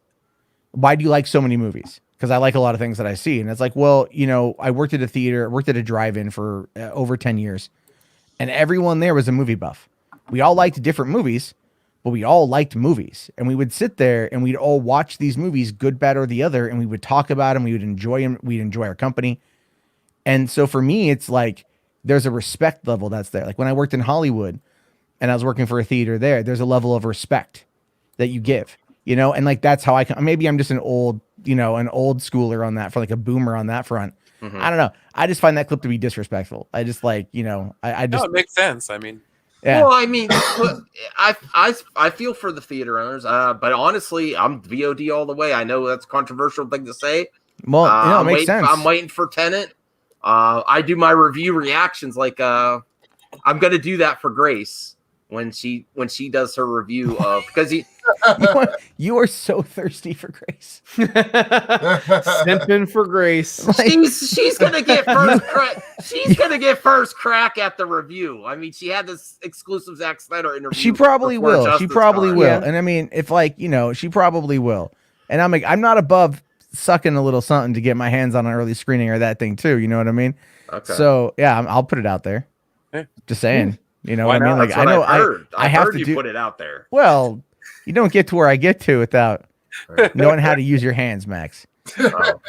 All right. So according to this article here from the digitalbits.com, it says it appears that Disney currently has no plans for more live action catalog on physical hell, 4K. You're saying she's a crazy-eyed what? What? They're not making. Okay, got it. Oh yeah, no. Grace is crazy-eyed and crazy-haired. When I met her, she had a handler. She had a handler when I met her, and she was being led. She was being led out of this up the stairs at the Anaheim Convention Center. Like I see her real quick, and I'm like, "Oh, hey, Grace," and she kind of goes, "Yeah," like she like disheveled as usual, but like looked like she had just come off a 12-hour bender. I'm gonna become her member tonight. You're gonna. Okay, I'm not gonna go there, Max. I'm not gonna go there. I think you would be better off my member going and becoming your wife's member. You know what I mean? Like, give her a child, Max. You're not getting any younger. Just go up there and like Put the till grace there's mask on her. We're waiting till there's a The vaccine. grace mask. Oh no. We're waiting till there's a vaccine before that. We got a kitty. A We got a new kid. vaccine. Oh, don't waste your time. We're waiting with all this chaos. Oh, I mean, man. I wouldn't do that. I don't want to deal with that right now. Well, it's gonna No, be a bunch of COVID boomers, anyways. I mean, I don't. Well, it's like I don't think people are like having. I don't think we're gonna see like a lot of kids, like coming out of this, because it's you have like the state. What's it? The New York. It's not a boom. It's no. There's like they're saying like COVID can be transferred via your tear ducts, or like through other What? liquids. Yeah, like it can be What? transferred. Yeah, I read articles about this. Like it's kind of like it's one of the world's worst and most stealthiest sexually transmitted diseases. I mean, it's like Ebola on that front, but it stays in there and you can transfer it. I'm trying to think of the words I can use here to not get Max in trouble. So Yeah, please don't. it transfers through stuff. Yeah. Okay. fluids. Yeah, liquids, viscous material. Were we talking about movies? A little bit. Some movies, Max, a whole industry I of would- films I are would- made. I would go. I would. Yeah. What about those? They're suffering during this time. I don't think so. Are you kidding me? No. You know how many? Do you know how many clips have popped up where it's like quarantine porn? It's like pornantine. Well, now we Whatever you know what want. Matt's doing. Yeah. No, I see. Look. It's not from personal research. I mean, but it's not. But it's I'll not, admit- not from that either. well, I mean, I'm just saying. It's like if you bring in some 40-plus-year-olds. Never mind. Anyway, moving on. No. It's a booming industry. It's all because you don't need to leave your house to make it. Yeah, that's true. Well, they were on the leading edge of all different media platforms. We're Yeah, real- but except for HD DVD, because I made the mistake hedging on porn during that whole thing. Oh, okay. No, well, because if you look at Betamax versus VHS, right? Porn chose VHS, therefore, and that's what helped make it get the lead Yeah, over. that's why Beta. we went that way, because Betamax was actually a better format. It's better quality, yeah, but you couldn't do the LP with it. You could only Trav's do talking SP. about paying off his Yeah. mortgage and feeling secure with his wife. Good job. What the hell Nice. has happened to my movie madness? We're talking about Trav, that's good, dude. That's good, man. I Yeah. paid off all my credit cards today. That was fun. I wish. No, yeah. I got lucky. I'll tell you guys about it later on, but it was a fun day. I felt like I'm spending money. I'm giving it to other people. That's all it was. Yeah. What and Chubby is not having as much. Why are we talking about our wives here? I told my wife she's acting like Rip Torn from Freddy Got Fingered, and I'm stuck watching Legally Blonde. Frack. You're Yeah, watching but at least Legally Blonde? you can masturbate to Legally Blonde. So there's that. Not while you're watching. I mean, it's far better movie than Freddy Got Fingered too. Oh god, that movie was terrible. I never saw that one. You're not missing anything. Like No. Tom Green just like that killed his career. I think that movie. He didn't have a career. He had a great career in the late. Like I you mean, and I- it was- Green it Show was was a- shit, dude. I mean, All this right. is the Tom Green Show. Was it? yeah, like that was like when I was in high school. That was one of the biggest things. It was like that. Brian, in what are South you Park. talking about today? I don't know what's going on. Max is like I I I'm grew up in trying the to- 2000s. I have no idea what you guys are talking about. I know about. I watched Tom Green back in the day, but I always just thought it was a moment in time. And The then "Where's My Dinner, Bitch" statue, that was pretty funny. When he had the lesbian spray painted on his dad's car. Oh yeah. I should do some reactions to some old stuff that was popular. Like watch a Tom Green show on YouTube. Do reactions to that. There you go. There we go. That's content. Yeah. That's Because wholesome it's been family so- content right there. You're like, I can't believe I laughed at this. he would be canceled every show probably. Nowadays, yeah. If Did what you he hear has- about, did what you he hear has- about Rooster Teeth?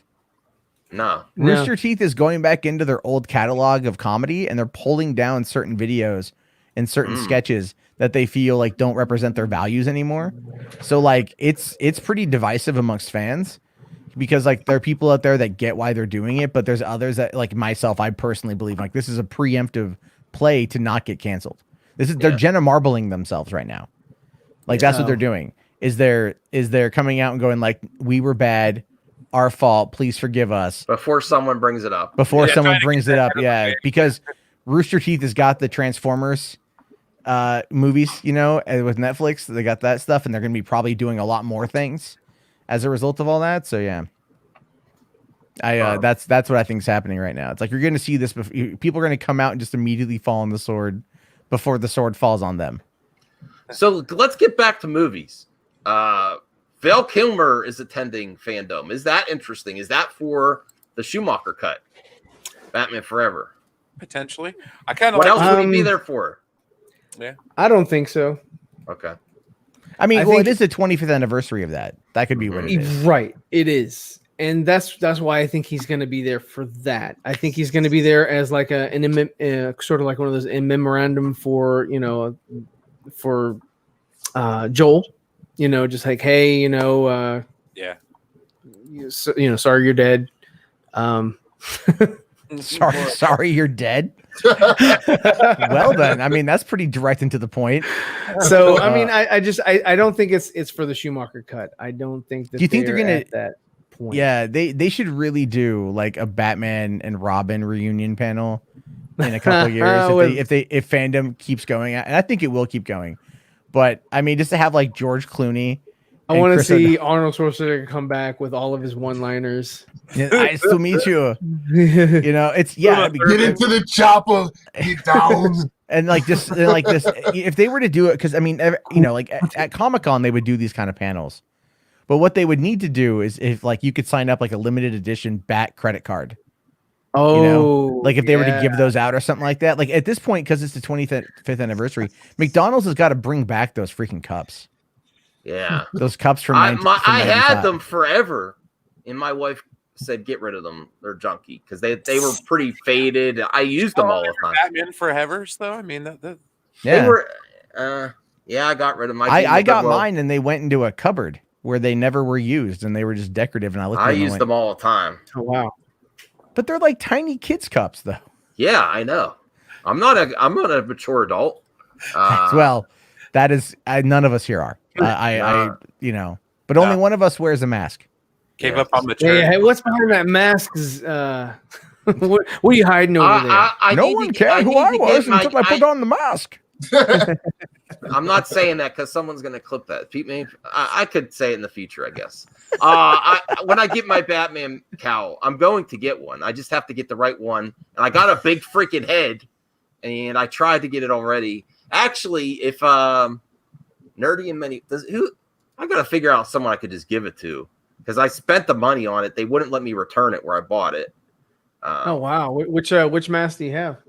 The armored Batman mask. Oh snap! So yeah, no, anyway, I have a Batman mask. So maybe Nerdy has a small head. I don't know. Well, he's getting a big head. He will pass 6K. Congratulations, Nerdy. He's Man, like, he's on fire. Now? Damn! He passed me up. Wow! Damn! He's at 6K now. 6K. He's gonna blow up. Next week will be 7, I'm sure. I mean, that's how it's going for him. This number is huge. Something about that, Dawson. Yeah, that's awesome. I mean, that kind of growth is crazy. Right. He gets and we were talking today. A lot of it is from those. He does those explained videos, and just people love them. I've been trying to like think about that. That's one of the things I like when I think about like talking about the general news. I'm like, if it's such like it's easy, it's like low hanging fruit, you know. Mm-hmm. It's easy to do, but there's like no like livability. There's no like longevity with the videos at all, because it's just like, let's talk about this snapshot in time. Some things will keep on, you know. Like I did a video a couple of years ago. Netflix canceled a show called Disjointed. It was that Kathy Bates pot store comedy. It was actually pretty funny. It was a sitcom set in a pot shop in LA. But they canceled it after like 2 seasons or 2 parts. And I did a video like bitching about it, and that still gets views and comments like a couple a week. You know, people still find it and they're like, "Oh, I didn't know that it was canceled. Son of a bitch." I was thinking of doing I need help though. Maybe I need to do a collab with a Zeverfet. Guide to Dark Side. What you should watch, like animated version and everything before Justice League. I was thinking about doing a video like that, or maybe I'll try it myself. League. Here's what you need to watch before Zack Snyder's Justice League: Man of Steel, BVS, maybe Justice League Dark Apocalypse War, but that's it. Like I don't know. nothing. I mean, do you think that that you would like thwart people from watching that? I mean, I think personally that if you watch it, then you can appreciate what you're getting. 'Cause you see trash. Well, and you're okay, like- true, but I mean, now would be the time to do it because if you, I mean, Yeah. like with BVS, the theatrical cut, that turned a lot of people off, and then the Ultimate Cut came out, and a lot of people found it over the last 4 years. So it's like it took. It's on HBO Max. Too. And now, well, yeah, finally, you know, it's like, oh, hey guys, yeah, we've been out for a couple months, but here's finally the Ultimate Cut. But say goodbye to Harry Potter Yeah. because it's going to Peacock. That's crazy. No sense.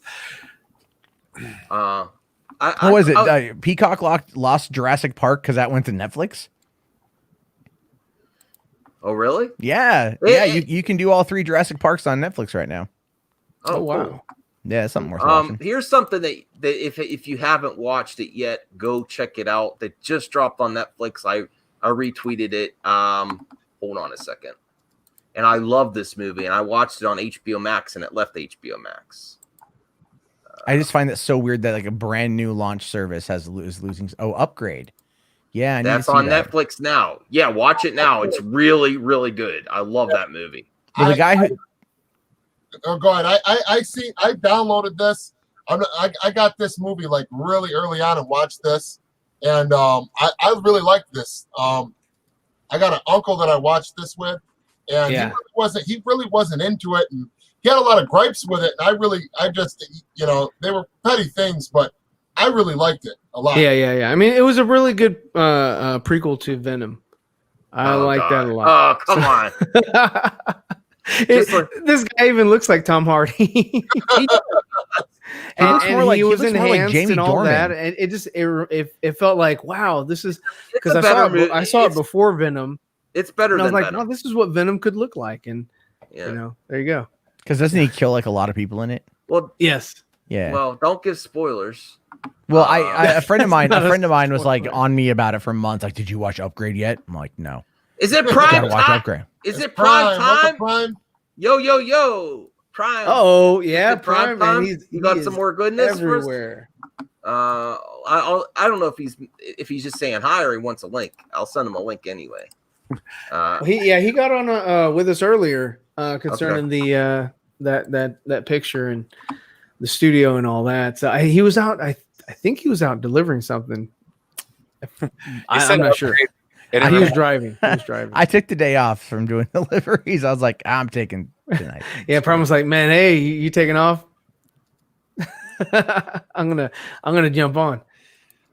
All right, Geeks Cosmics is editing top 10 videos. Okay. Oh, good. When you man. said Upgrade, my first thought was I just watched Idiocracy. Yeah, And The Pimp. As a great movie. Upgrade with a double. with two President Ds. Camacho. I House just of love that representing. For a double dose of his pimping. double dose of extra pimping. I got to watch that. We watched American Pickle last night. Oh, how was that? It was good. It was good. Yeah, It I do wasn't want to great. see that. I do want to see Yeah. that. Yeah, your viewer was raving about that. I was actually going to look for it today, but man, I've been streaming all day. Yeah, you And then look tired. I didn't have Oh, yeah. glasses on right now, and you look tired, and it's blurry as shit. Yeah, Yeah. I could fall asleep. Yeah, you can tell because your hair is just Yeah, like you just have that. It's like that- whatever. It's It's it's like, like frazzled. yeah, Trav says you need a Jesse. I was like, I can't stop streaming. it's like we're not even at the second crisis of on Infinite Streams or whatever. Well, I know we're not there yet. when Ray Fisher retweeted Enosh, he was on everything, and I saw him. He was on looked autopilot. Tired. Yeah. He looked so tired. Yeah. Yeah, I Oh, remember in the Blood early days of Machines. Gamergate, it was like nothing but live streams like all the time. Back in 2014, it was just like every free moment was like on YouTube doing something. You know, Yeah, Any- there you go. Chubby Teddy says, "Any of you swole gangsters watch Blood Machines yet? I never heard of that. Never heard of it. I have Is it- not. Is that on what service is it on, or do I have to buy it?" Chubby Teddy, be specific. If I could go watch it on Netflix, I'll watch it. Shudder. I just picked up the Tax Collector. Oh, but okay. I might watch it I do wanna tonight. see that.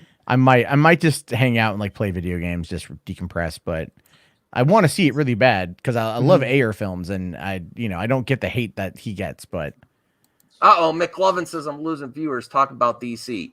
I'm trying to keep going for Nick. Snowdub probably has the Tuck and Roll show, but I was trying to keep going so Nicotina could pop in, and he has his show come on right after. but doesn't his start like in an hour? 12:15 or my time 12:15. Yeah, you were doing pretty So good. he has got about 45 minutes to go. Yeah, All right. Well, Matt, fill the time. not a problem. No. So let me take you guys back to I'm just kidding. The year was 1982. Well, I wanted to watch this video. Blade Runner just hit theaters, and I was a young lad of only 2 weeks. God, I was kidding. I remember that time fondly. The 80s, and a lot of cocaine. Good times. Oh, really? You had a lot of cocaine in the 80s. That's I did. Kept me going at night, man. How do you think? How do you think I got so hyped up? I hope.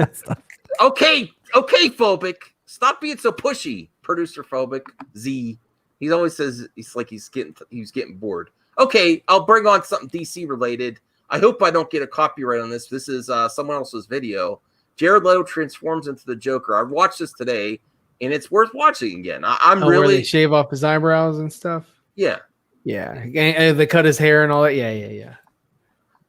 Thanks, Ryan. That makes us real excited. You really now everyone really wants to watch Ryan. Thanks a lot. That one. Okay, go ahead. All right, so we don't have to. Thanks, Ryan. No. You definitely okay, watch it. Yeah. All right, we'll watch it. I enjoyed it. I watched it today. It was on Twitter. Someone tweeted it out. I've seen it before, but yes, I'm so. Go ahead. Go ahead, Strawmar Flip. Yeah, I've seen it before a million times. I like it a lot. All right, that's good. We'll watch it one more time. Life's full of little accidents. Oh, hey, this is that new car, right?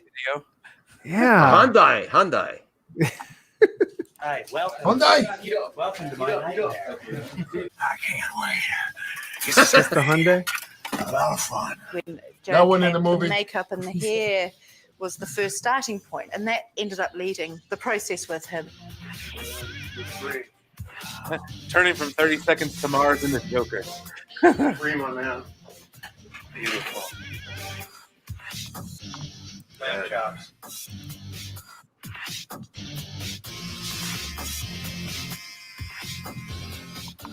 There's also some lines in here I think that are not in the Suicide Squad. I think there's some behind. Well, there's a lot that's not in Suicide Squad. Well, Yeah, yeah. she wasn't in Interesting, man. Suicide Squad either. No, I don't remember her. I don't remember her. What happened is we explored the purple suit a lot. It was decided it's just too much with all of the tattoos and the hair and everything.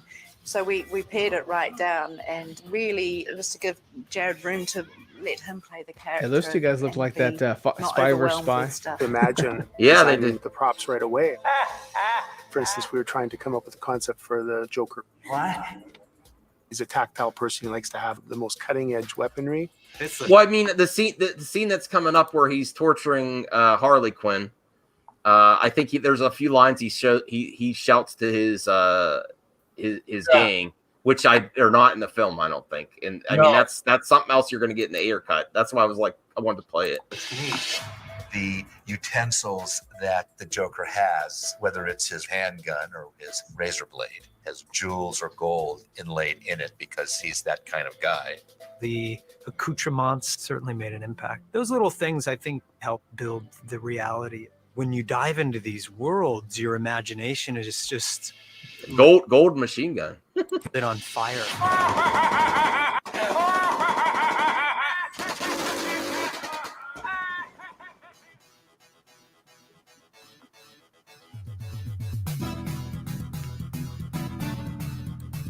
Yeah, they said that gold machine gun was from a different David Ayer movie.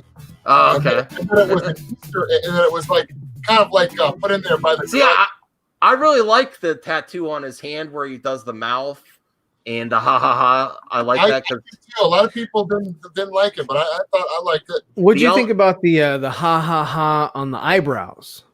I didn't know that was there. Yeah, that was one of their tests where it was like ha ha ha on each eyebrow. Honestly, I like the final look we got, and I seen that one, and I liked that too. I would have said that I think that they should have went with the ha ha on the eyebrows, just for the simple fact that for that one he didn't have the damage tattoo, and that was mainstream audience's biggest gripe was they're like, well, the tattoos are already much, but that right there, that's the step too far. That's got me pissed. Yeah, everyone hates that damaged one. Yeah, it is. I really don't like it neither. The other ones I'm fine with, but it's just like, that being just so broad and centered, just kind of it takes away from the fact like you're supposed to be you're looking at the Joker. I mean, yeah. Because I mean, this one right here reminds me of a wife beater. Well, I don't think this is. I don't think this is the final one though. No, it wasn't. And no, he had like a big skull jester on one side. Yeah. Well, you guys saw like the Robin with the arrow through it, right? Yeah. So it's like, like that. I like that. I like that a lot. I think that just such a cool little aesthetic. See, what I would have liked is for him to have to always get inked, because after going through the vat of chemicals, his body can't hold pigment and he can't hold any of the ink. So he always goes back and gets retatted with other designs and all that kind of stuff. So it's always fresh and always new, and that could still be. That's a very good. That's a very good thought on that, man. Yeah. And, if they would have had time to flesh out his character more in that movie, at least like I said, we don't know entirely what we'll get in his David Ayers version of the film, when and if we get it. But I mean, you just don't know. I mean, with him having at least another 20, we don't know how much, but he's definitely got an arc in there, and who knows? There could be something like that explained in there. That's why he's got a cajillion, tattoos and stuff. Maybe it's for a reason. I mean, who knows? All right, well, let's watch the. Phobic says he's the dollar store version of Joker. Okay, Phobic. I preferred Leto over Phoenix. You did? In the grand scheme of things, yes, 100%. I preferred. I loved Joker. I loved Phoenix as the role, but Leto was part of a larger world. Yeah. You could literally remove the word Joker from Joker, and it would be like sure. Well, the thing is like with Joaquin Phoenix's Joker, it wasn't the Joker, because the Joker is supposed to be, very cynical, smart, well versed, educated, and also a thug. That's not what Joaquin Phoenix's Joker was. Joaquin Phoenix's was just a sort of a guy that just wasn't sure what reality he was living in, and he wasn't a very smart or very intelligent person. No, he got lucky. Yeah. With a lot of it, and it's just like he got pushed, and he taxi drivered that thing.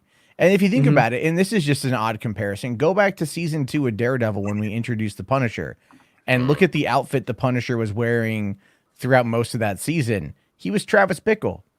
When they, that's what he was. Him and Arthur Fleck were kind of like Travis Bickle-esque characters.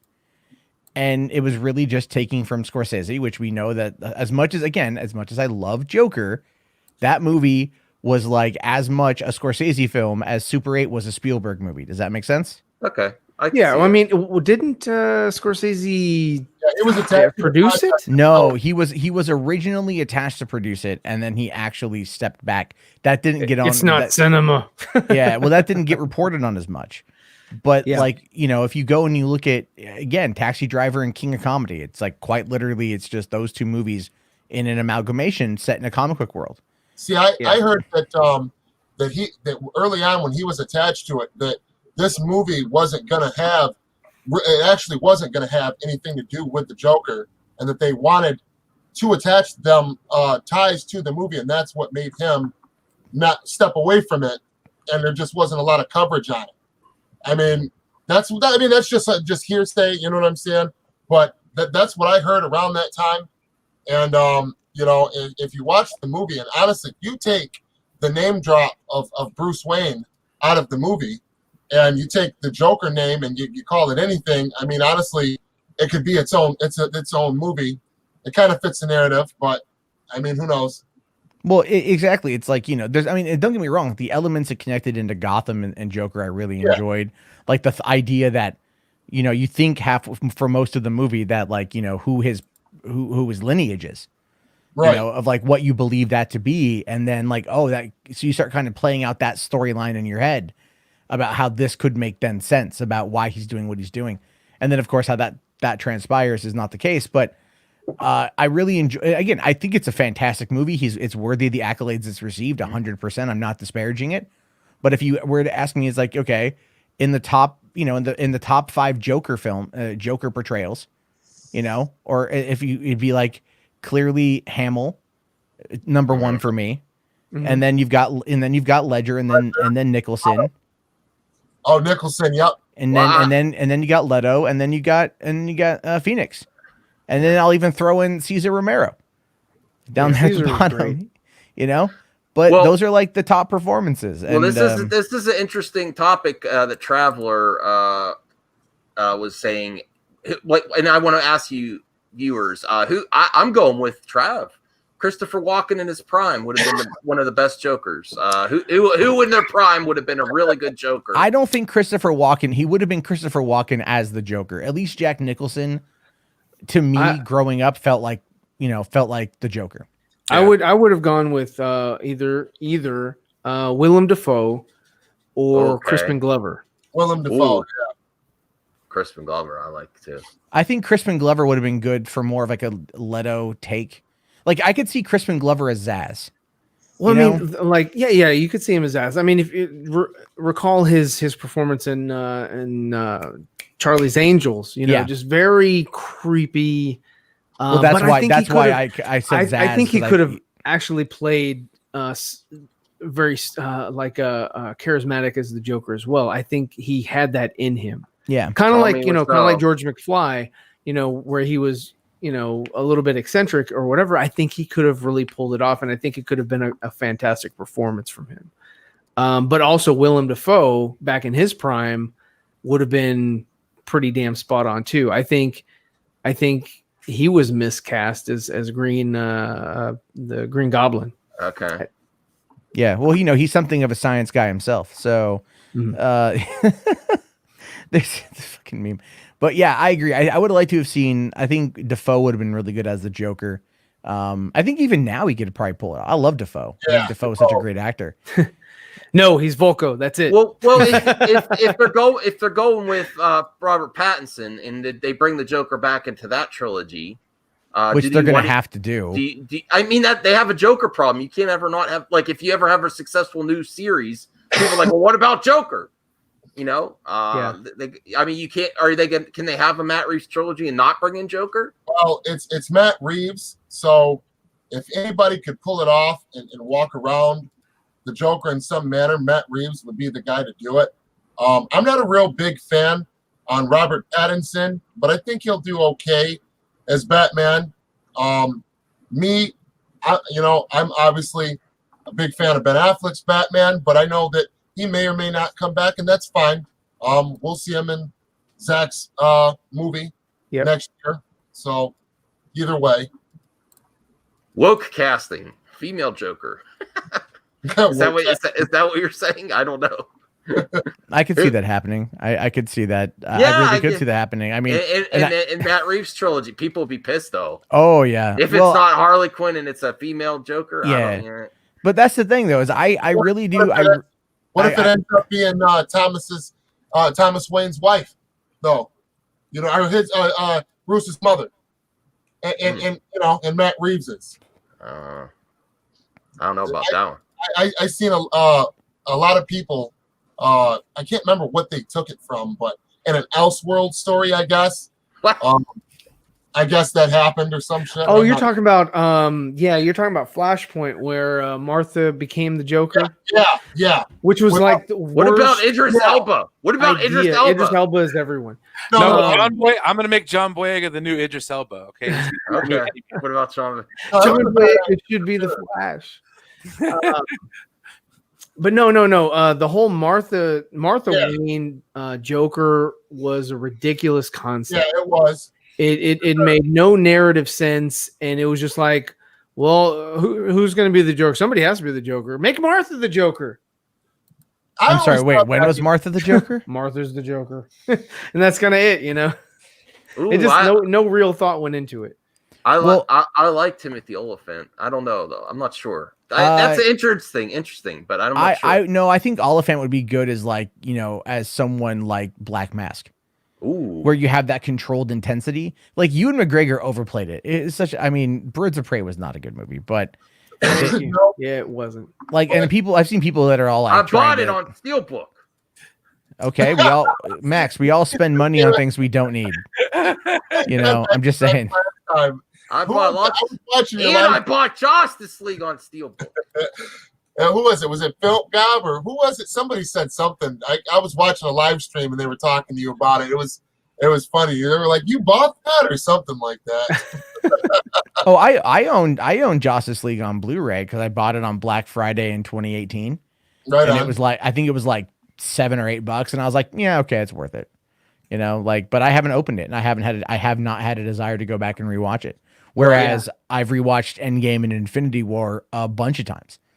So, because I think that, this is the thing this is what I don't get about those arguments about Marvel versus DC when everyone's like, Marvel's like, the DC fan guys are like, oh, Marvel's it's just like machine made trash. And it's all like, yeah, okay, nearly $3 billion. All right. Like, let's the reality on that one. I think a lot of that happens just because the fact that there's always a war in some area, in some corner of twatter somewhere between DC and Marvel fans. Yeah.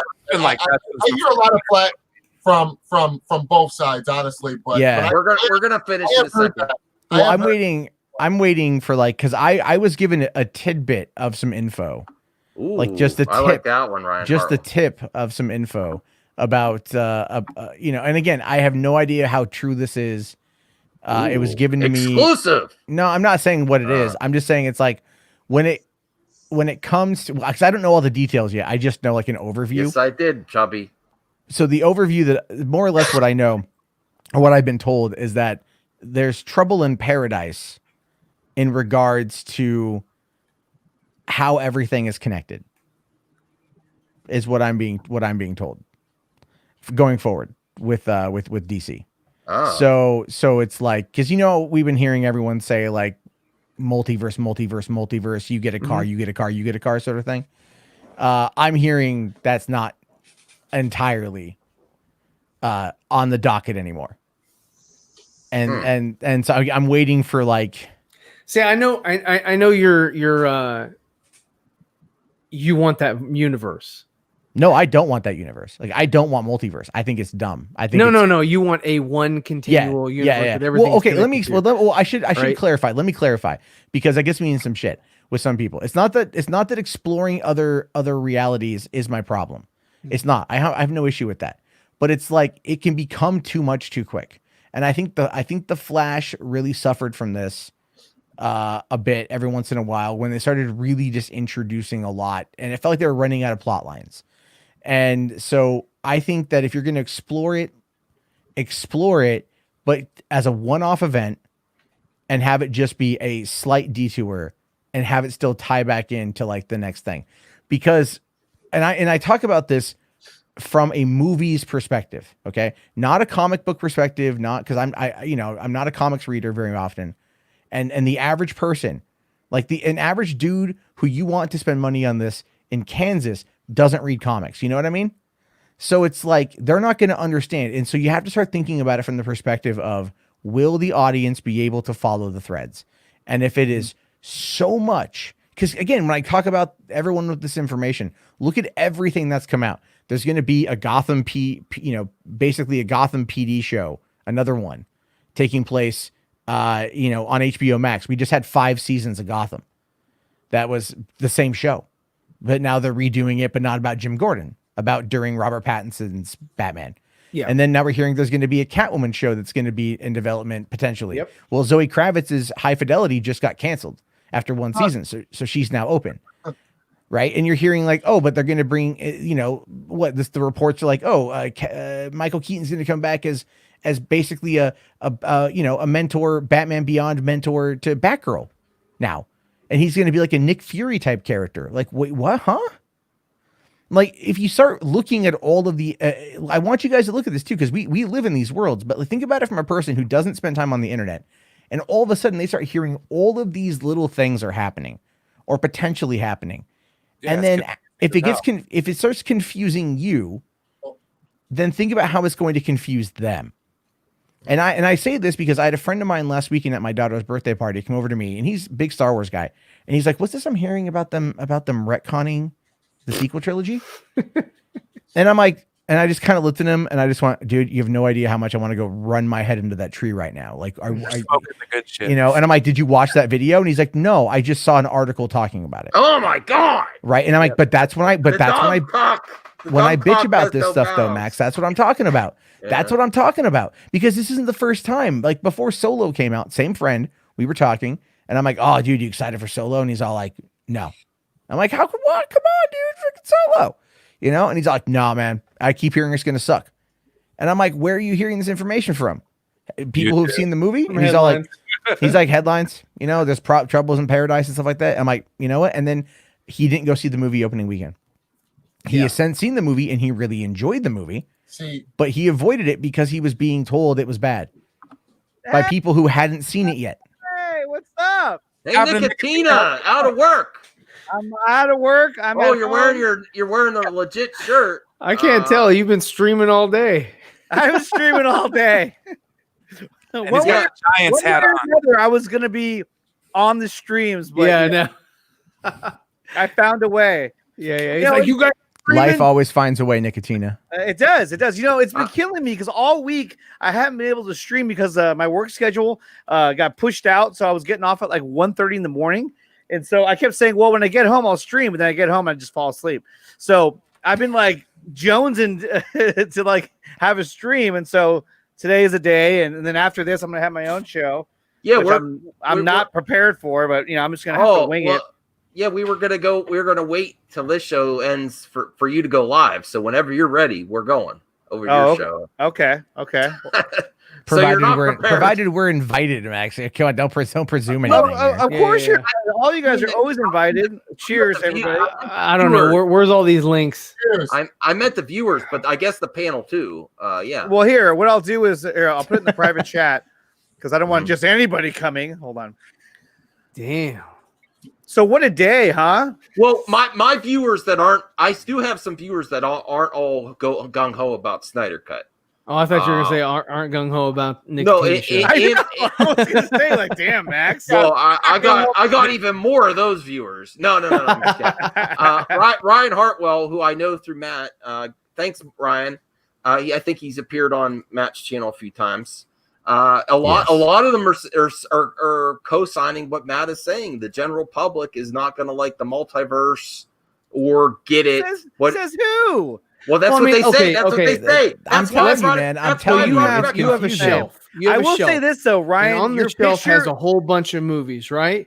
I've got, I don't have it, but let's just say you have Catwoman, Steel, Aquaman, Man of Steel, Superman, with Christopher Reeve and all that. You have all these movies, right? And you go choose and you watch one. I don't think anybody's going to be confused as far as like watching these films and saying, okay, I enjoyed this one, I didn't enjoy this one, I enjoyed this one.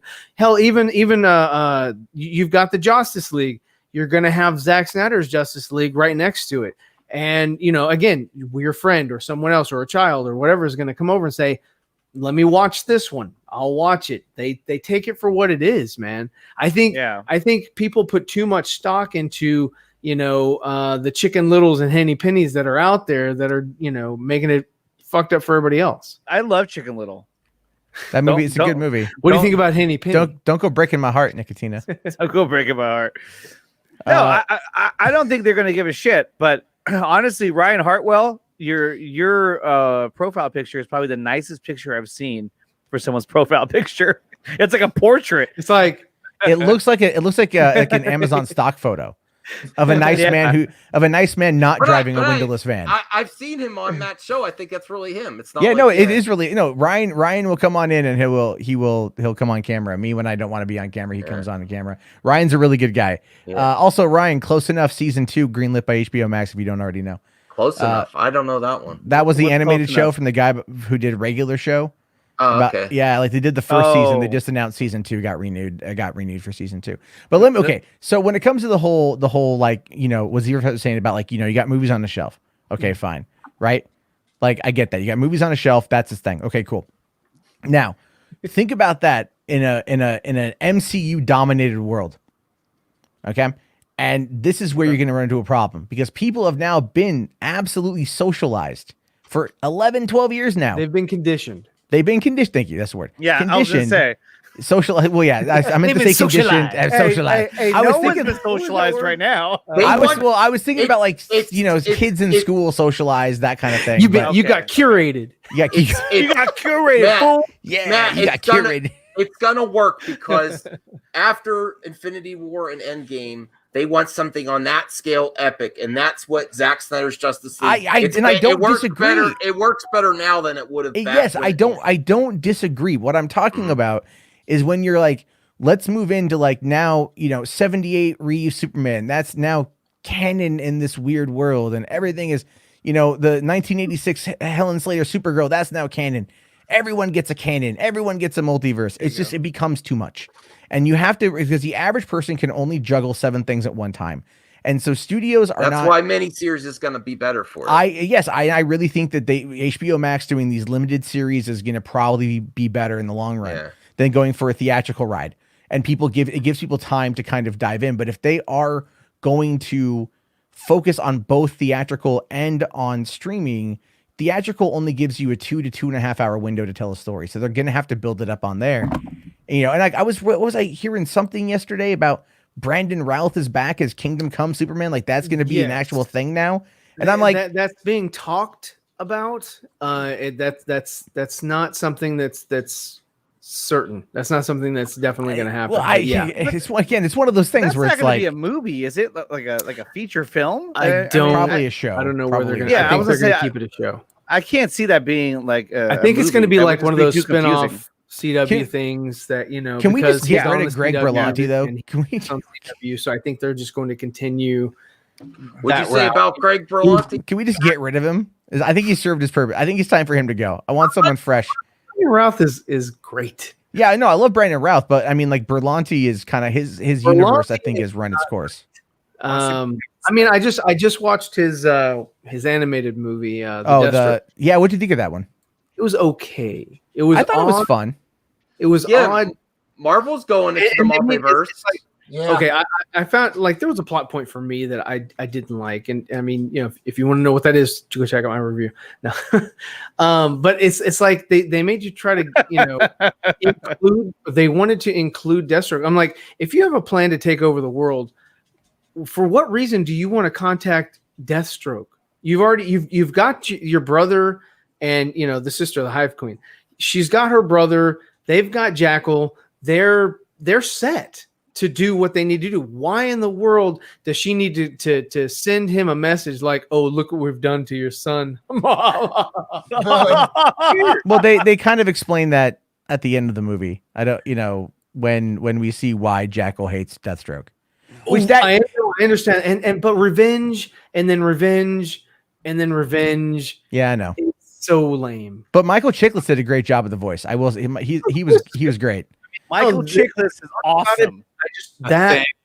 Take her thing. I had issue with, not to spoil it for anybody else. Yeah, well, we could talk. We should do a video talking about it because there's things I want to talk about with it too. Because I liked it. About? The Knights and Dragons, Deathstroke Knights and Dragons. Oh, you know what? I want to watch that. I Go heard watch it's good. it. Oh, Yeah. okay. All right. Do that. I'm out. No. He's like, F my live stream. I'm going to go watch Deathstroke. Yeah, it's not on HBO Max, right? You No. have to, like, go out and buy it, or it's on digital right now. Yeah, I want to see that one. We can talk later. So it was, but and also it was let's do a watch party right now. Very long. It felt like it dragged for a bit for an animated movie. It felt like a G.I. Joe movie, if I'm being honest with you. I felt like if you took this out of DC and put it into a G.I. Joe context, it would be like a G.I. Joe movie. And I'm not complaining. That movie is violent as hell.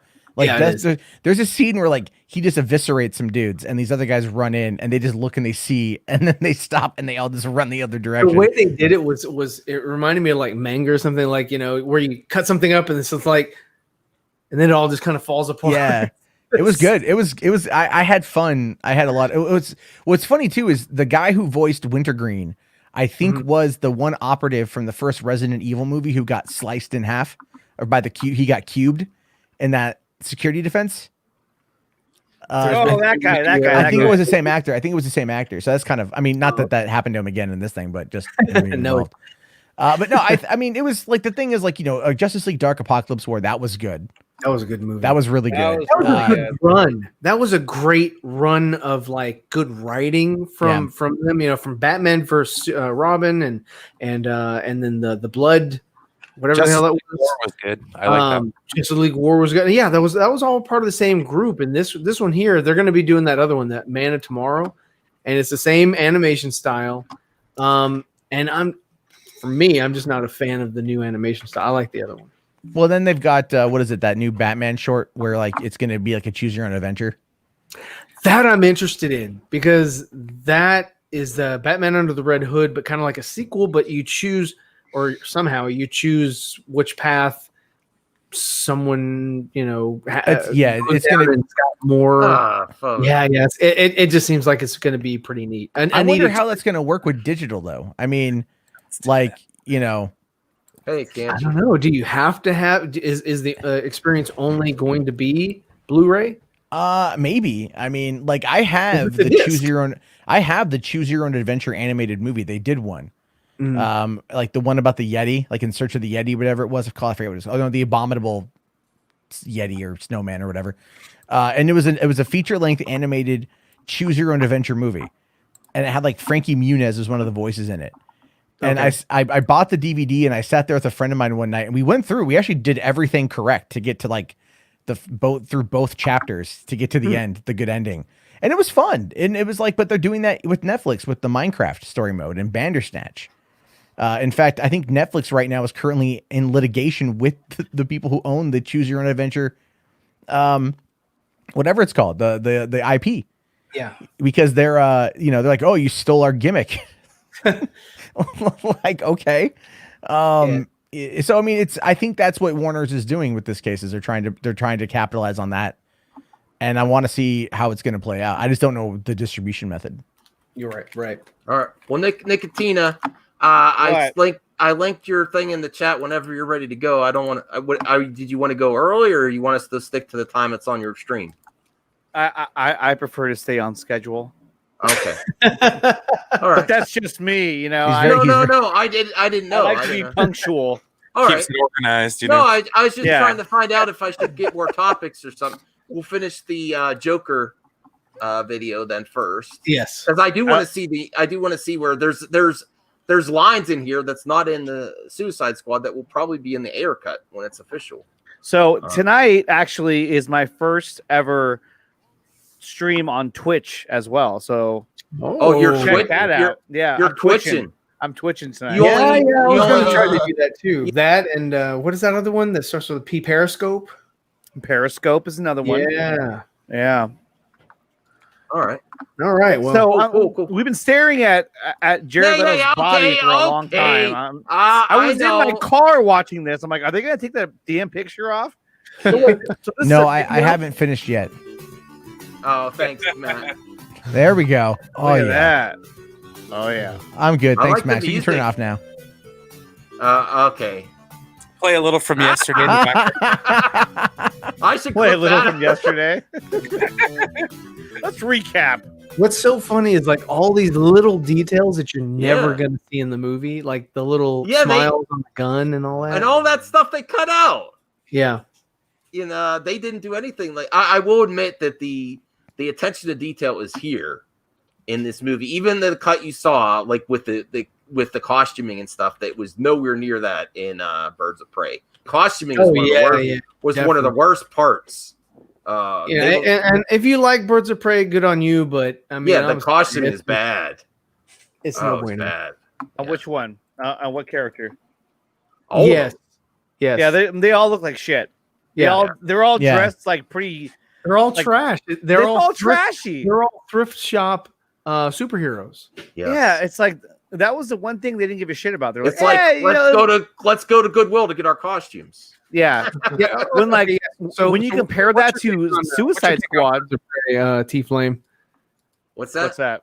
Say that again. Say what's up? What's your take on Birds of Prey? I mean, how on a scale of 1 to 10, how much did you love it? Me personally, probably a 1. Oh, that's rough. Man, One. well, I did give him 1. I understand that some people, I mean, there's a lot of stuff out there. I know that there is some people that really like that. There's a lot of people on Twitter that were arguing with me when it came out. It was like, you're being a dick and blah. I'm like, oh, all right, man. Hey, it's okay if you like it. I'm just saying. You're Basically being a dick. Yeah. Go sub the costumes were trash. Go sub the strong arm flex. Damn it. The costumes on there butchered that one. You butchered that one. I'm getting a little tired. I'm Strong sorry. arm. Strong arm flicks, right? Strong flex. Oh, hey, Andre, check your Twitter DM. What the hell? Let's see. What did you send me? You're good. Oh, what's that? I can't talk about it. Oh fuck.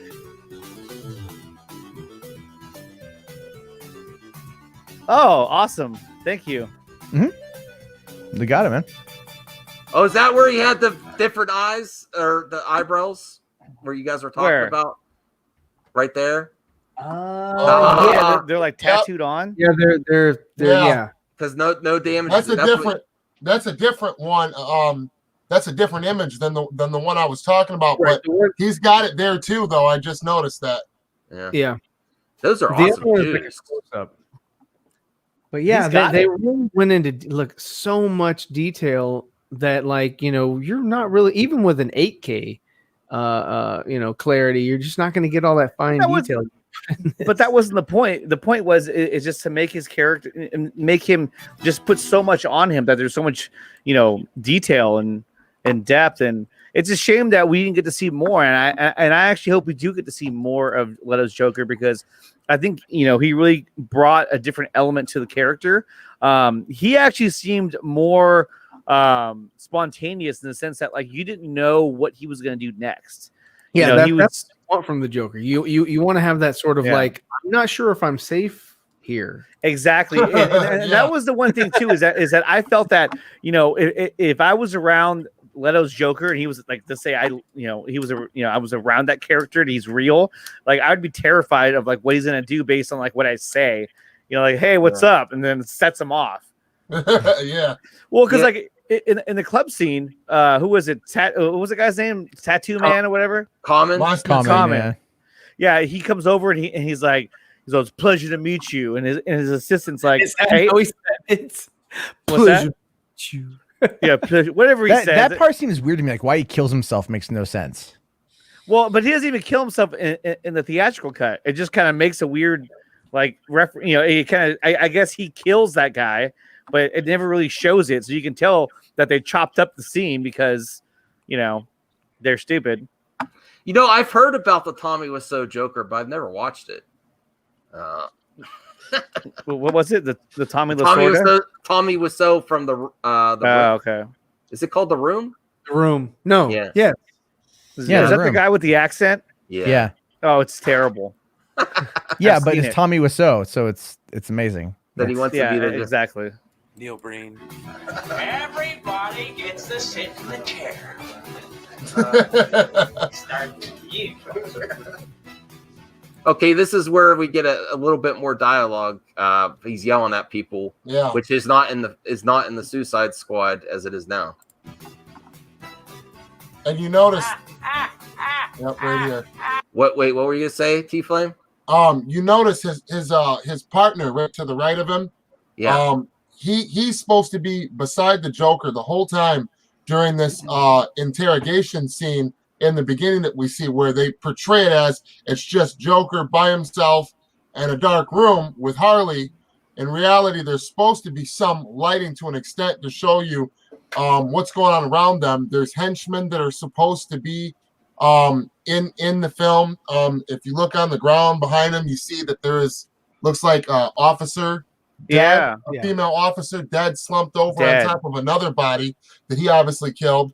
And when he's talking, there's also a guy that you can't see that's sitting down to the right, and he's got a bald head, and he's in the first, not the sneak peek Comic-Con, the first official trailer. They show him real quick, and he's got a crazy smile on his face, and he's sitting down, and he's and if you watch him, when he says something about, what are you talking about, you pervert, or something like that, he looks over at this guy, and you can't see him from this angle, but all these people, this was this scene was completely it was changed to a degree. The dialogue they had, some of that is true to the Ayer cut, but the larger context that this scene was supposed to play into was changed a lot. Even with like we were just talking about that last scene with Common, the way that he died and why he died, and even the lines were all completely reshot. So we have no idea what really happened there neither. Well, we should ask Ayer. He's been pretty open on Twitter about stuff. Yeah. I can't get an answer from him. I ask that guy shit all the time, but he sees you coming. He's like, "Oh, that's that T Flame again." Yeah, he's like, asshole. He's like, I ain't telling him nothing. That asshole's gonna put a video up in 10 Swipe seconds. left, delete. All right, so yeah, thanks for adding all that, T-Flame. That was a lot of info there.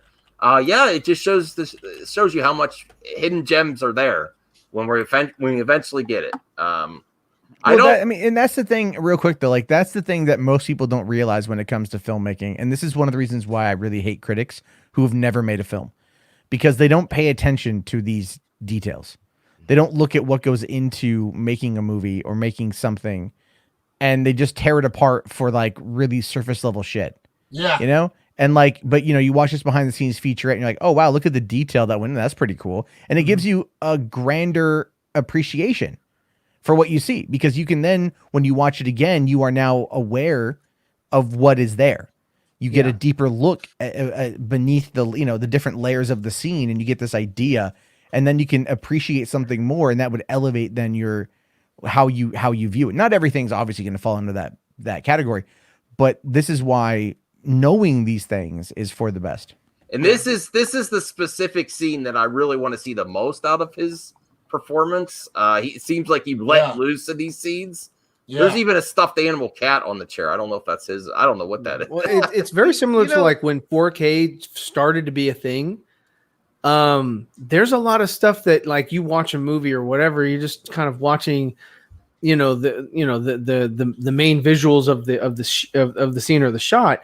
But with a 4K high definition, you start reading things and getting all the little details of little subtleties that they put in that you didn't catch on the VHS or the DVD, and that's kind of similar to what, Matt was saying, is that, like, there's so much little intricacies that are put in here to sort of, world build or even scene build, just to kind of, give you a better sense of what is going through the storyteller director's mind as he's formulating, this whole, the whole movie. And, like you said, to pick it apart, they're just picking apart the surface things, just like, is this entertaining to me or is it not entertaining? It's not. So therefore it is bad, Yeah. Or it's not even so much that as it's like, oh, do I understand what I'm seeing? No. Okay. Then it's bad. Because I think there's a lot of that. I think there's a lot of Zod Rider's here. Hey, Zod Rider. What's up, Joseph? Hey, how's it going, gentlemen? Great to have you, Zod Rider. It's been a while. Oh, it's great. It's great to pop in, man. I've been a little sick this past weekend, so I've been just trying to. You under quarantine? I've been trying to get it out. No, it wasn't that kind of thing. It was a bit of a stomach flu that I got on Friday. Are you and sure? I've been dealing with it. Be careful, brother. Joseph, do you have the Rona? No, sir. All right. Well, I do hope you feel better soon. Nothing like a little Jared Leto make you feel better. What do you think of all this? I rewatched it. I saw this back in the day. I saw this video, and I think this is by the same guy that Prime shared the video the other day on our stream. Yes, this is the same guy. Flashback. This is absolutely awesome. It really is. I love it. I get excited every time I check it out. Well, this is the scene I most want to see of him, like this, because it's probably really intense. This is what Warner Brothers was. From what we've heard from the rumors, they're really upset about how intense and she's strapped down. I don't know if at this point she's a willing participant or not. I don't. He's going all for it in this scene. Look at him. He's loving it. This is Jared Leto. I think this is his prime scene. And I cannot wait to see the full context of the scene instead of just like a small clip is what you got in the Suicide Squad as it was released. They really just like fucked up that movie. It's so bad what they did to it. I mean, but you could see the potential that was there. And to me, there's a lot of good scenes. And yeah, the soundtrack was kind of cheesy, kind of campy. But I mean, there were some parts that I liked with the music. But overall, though, I mean, there was definitely more there that they took away. The ironic part, Nicotina, is the fact that the movie was very well received by a lot of people. It wasn't a Justice League situation. No, yeah. By any stretch. I mean, that just goes to show you, to piggyback off of what you said about the idea of it being, of there being so much potential, because you could see those little bits of potential in the theatrical cut that was released, and the fact that it was a well-received, movie just goes to show that, if they would have just left it alone and let David Ayer do his thing, it probably would have been way more successful for real. Well, I have some, maybe. And I say that because the marketing on that movie was actually really good. They put Harley and they didn't use any of the great stuff that they used in the marketing. They marketed a completely different movie than the one they gave us. True, but people still went back multiple times to go see it. That's and I think because it was easy to watch. It was easy to watch. There was a lot of things being thrown at you, and if you weren't a true comic book fan, you wouldn't know any better. You would just be like, "Yeah, this is cool, whatever." But you could definitely tell that Jared Leto's scenes they were all hacked up. His scenes they didn't make any sense. Yeah, you could tell there was very little taken from what the performance was. Well, yeah, they changed the entire context of the scenes that are in here. This is probably the least tampered with scene that's actually in the theatrical cut, and this is tampered with like a mofo. I mean, because I know all the other scenes that are in this movie. I know roughly the context to them. And really, the motorcycle chase scene that they added in the extended cut, that's probably one of the only scenes, and even that was tampered with because he slaps her in that scene, and that is not like that in the movie. In here, what they did is they basically reshot it in a way that they cut everything out that was going on, all the interactions and the people that he killed. They cut out the characters, and they cut out the dialogue leading up to this scene and after this scene, and then they reshot one or two lines while they were talking, and this is the least Leto tampered scene. And what they did was they did that because they had to change the narrative and take him, because unlike what David said, he was actually going to be the secondary big baddie in this movie initially in Ayer's version of the film. And what they had to do was, because of the fact that he's the fucking Joker, everything's going to be dark. Everything's going to, yes, he's going to be silly at times, but he's a mass murderer. I mean, and his movie was rated R. They wanted, this is right after the BVS bad reaction and reception to BVS. So they're freaking out at this time. They're in full panic mode, and they've got Leto, great actor, doing all of this, so they're left with one option, and then the only way that they've seen it at the time is that, okay, what are we going to do? Well, they cut him out of the entire movie, and the scenes that they did leave in, they reshot the scenes in a way to change the context of it and make him more like a supporting role, just basically like Harley Quinn's boy toy that's here to save the day, and he's not important, so we'll just show him real quick here and there, and then and that's basically what we got instead of him being a menacing secondary big bad villain of the movie that plays into a larger role, working from the background and coming to a climax in the third act, along with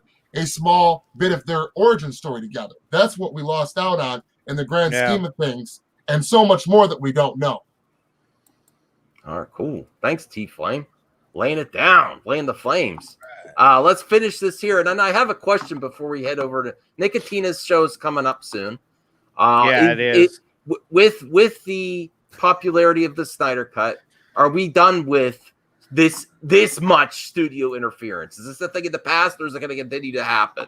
I think it's a thing of the past, because now if the studio intervenes too much, it's and the audience or the fans know about it, it's going to get such a negative backlash. So at this point, you have to pretty much let the director do his thing, and until that fails, I think you just roll with that. Yeah, I think directors, as an insurance policy, you need to have really interact with your fan base in a positive way. And if you get hijacked on your vision, you got that backup. But start the relationship early before there's a problem. That's not the only reason to do it either. But Zach actually showed the way on the Vero too. He likes to use Vero, really. All right, so let's finish this here. You dirty pervert. Right there. Oh, my God. See, there was a guy there in that doorway. Shut up. Yeah, see? Well, like killed scene somebody here. right there. Yeah. That's part of that scene that's extended.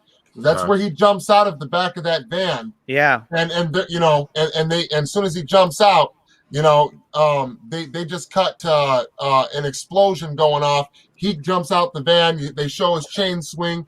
He looks over to his right, and then they cut the scene and jump way forward. Well, see, he walks. That scene wasn't reshot, but what they did was they cut it extremely short. He walks around there.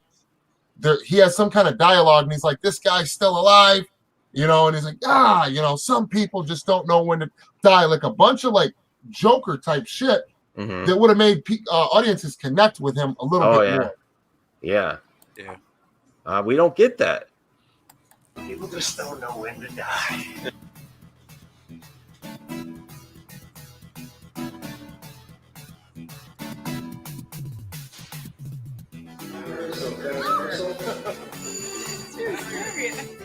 God, you're so. I'll be honest. I like Margaret. She looked uncomfortable in some of these scenes, not acting uncomfortable. Like she was really uncomfortable.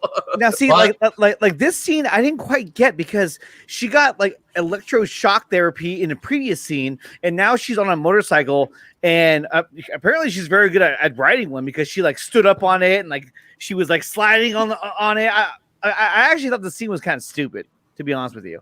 But I like the dialogue in this part here, but the whole riding the motorcycle and then like sliding on it on the freeway, I just thought that was really cheesy.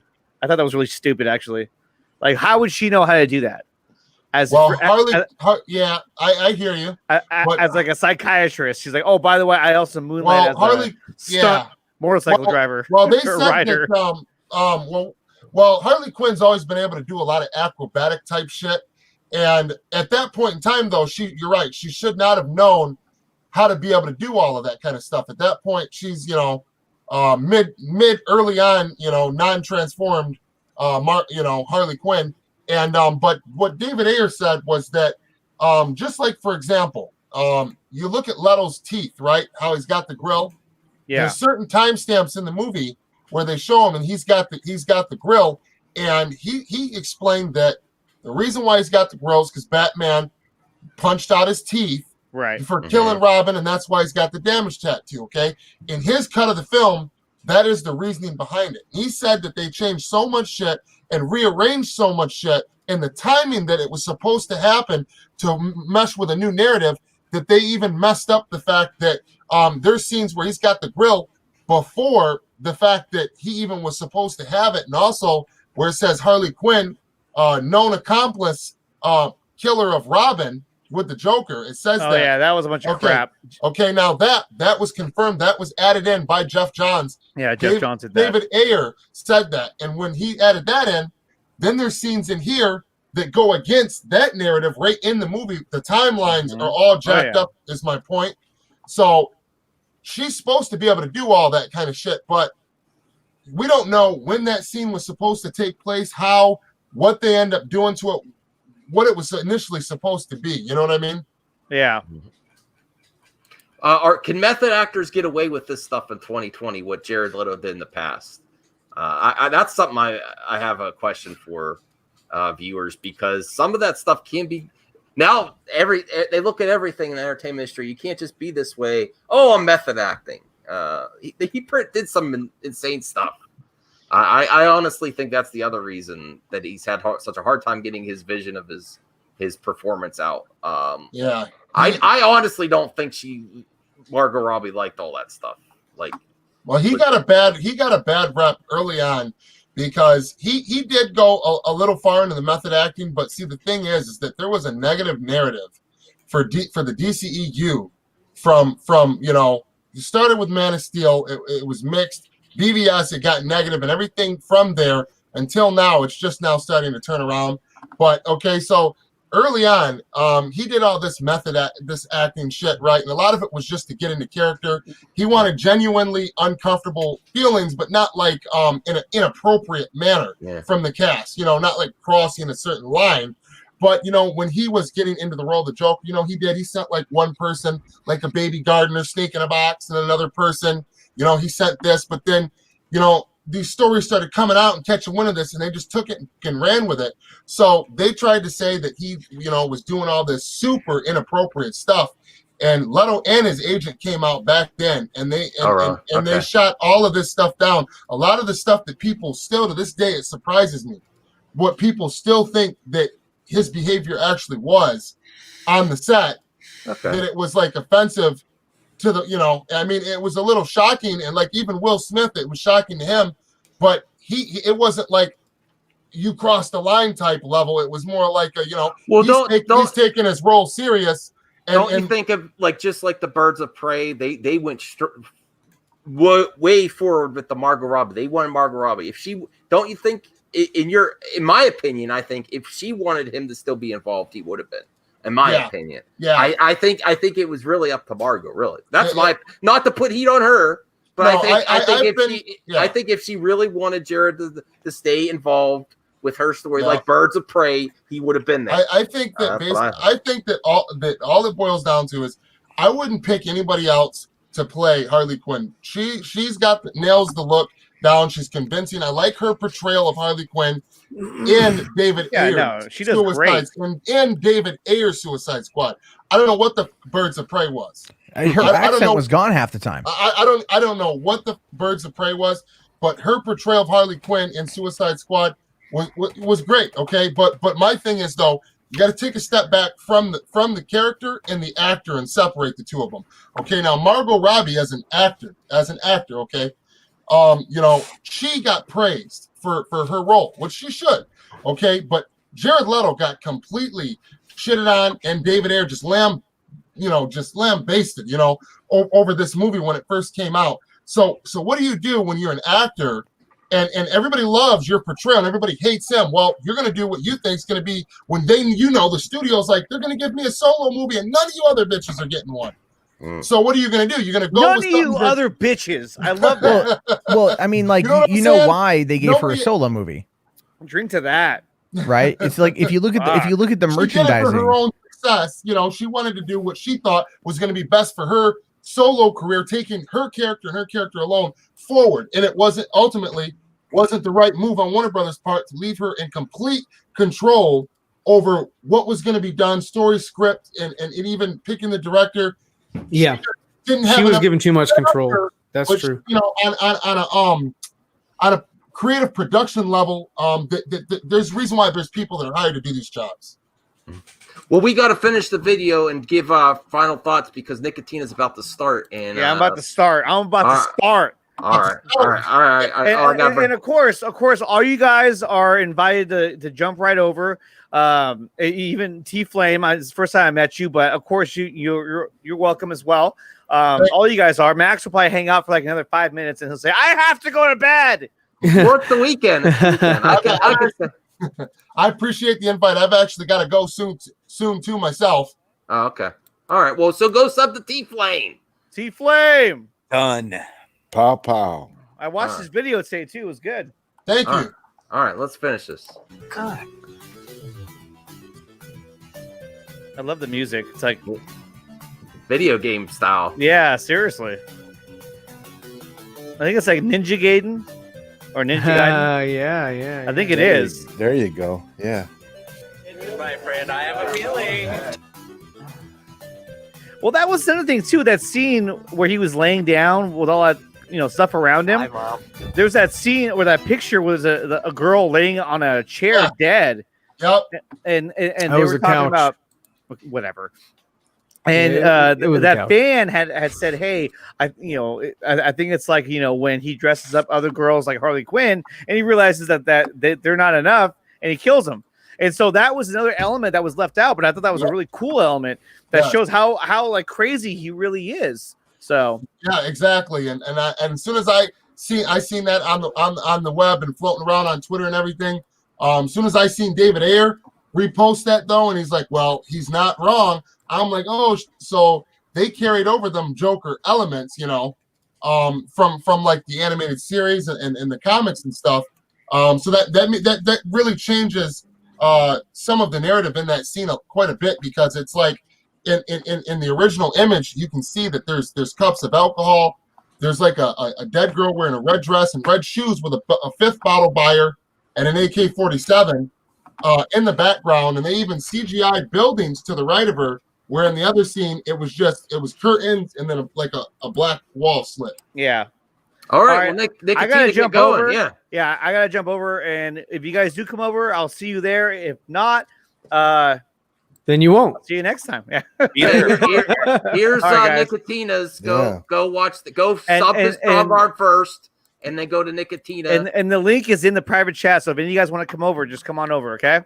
All right, cool. All right. So thanks Brian, Master of Madness. Go sub to him if you haven't. Zod Rider, go sub to him. He has a podcast, but he has a YouTube channel too, I believe, that I'm sub to. Matt Jarbo, you can find Matt on the internet. Go sub to him. You can find don't Google it though. Just don't find me on the internet. Yeah, you find me on the internet. Well, what does that mean? Yeah, the internet is such a vast and manipulative place. Yeah, it's terrible. And Ryan, there's great things to come from Ryan. He's got some great new shows coming out. I'm real proud of him. He's really branching out with his we deep shall thoughts see how that turns out. And Star Wars. Wars. That's the name of that show, Matt. Isn't that a good name for a Star Wars show? Star Wars. Yeah. Awesome. Okay, thanks, Matt. So T Flame, you could end the show. Tell everyone to sub, and then when you say we're done, we're done. Go to Nicotina's though. All right, end the show. End the show, Right. T Flame. Everybody, please subscribe to all of us if you haven't, and thanks for joining the show. I'm T Flame. Peace. Nice.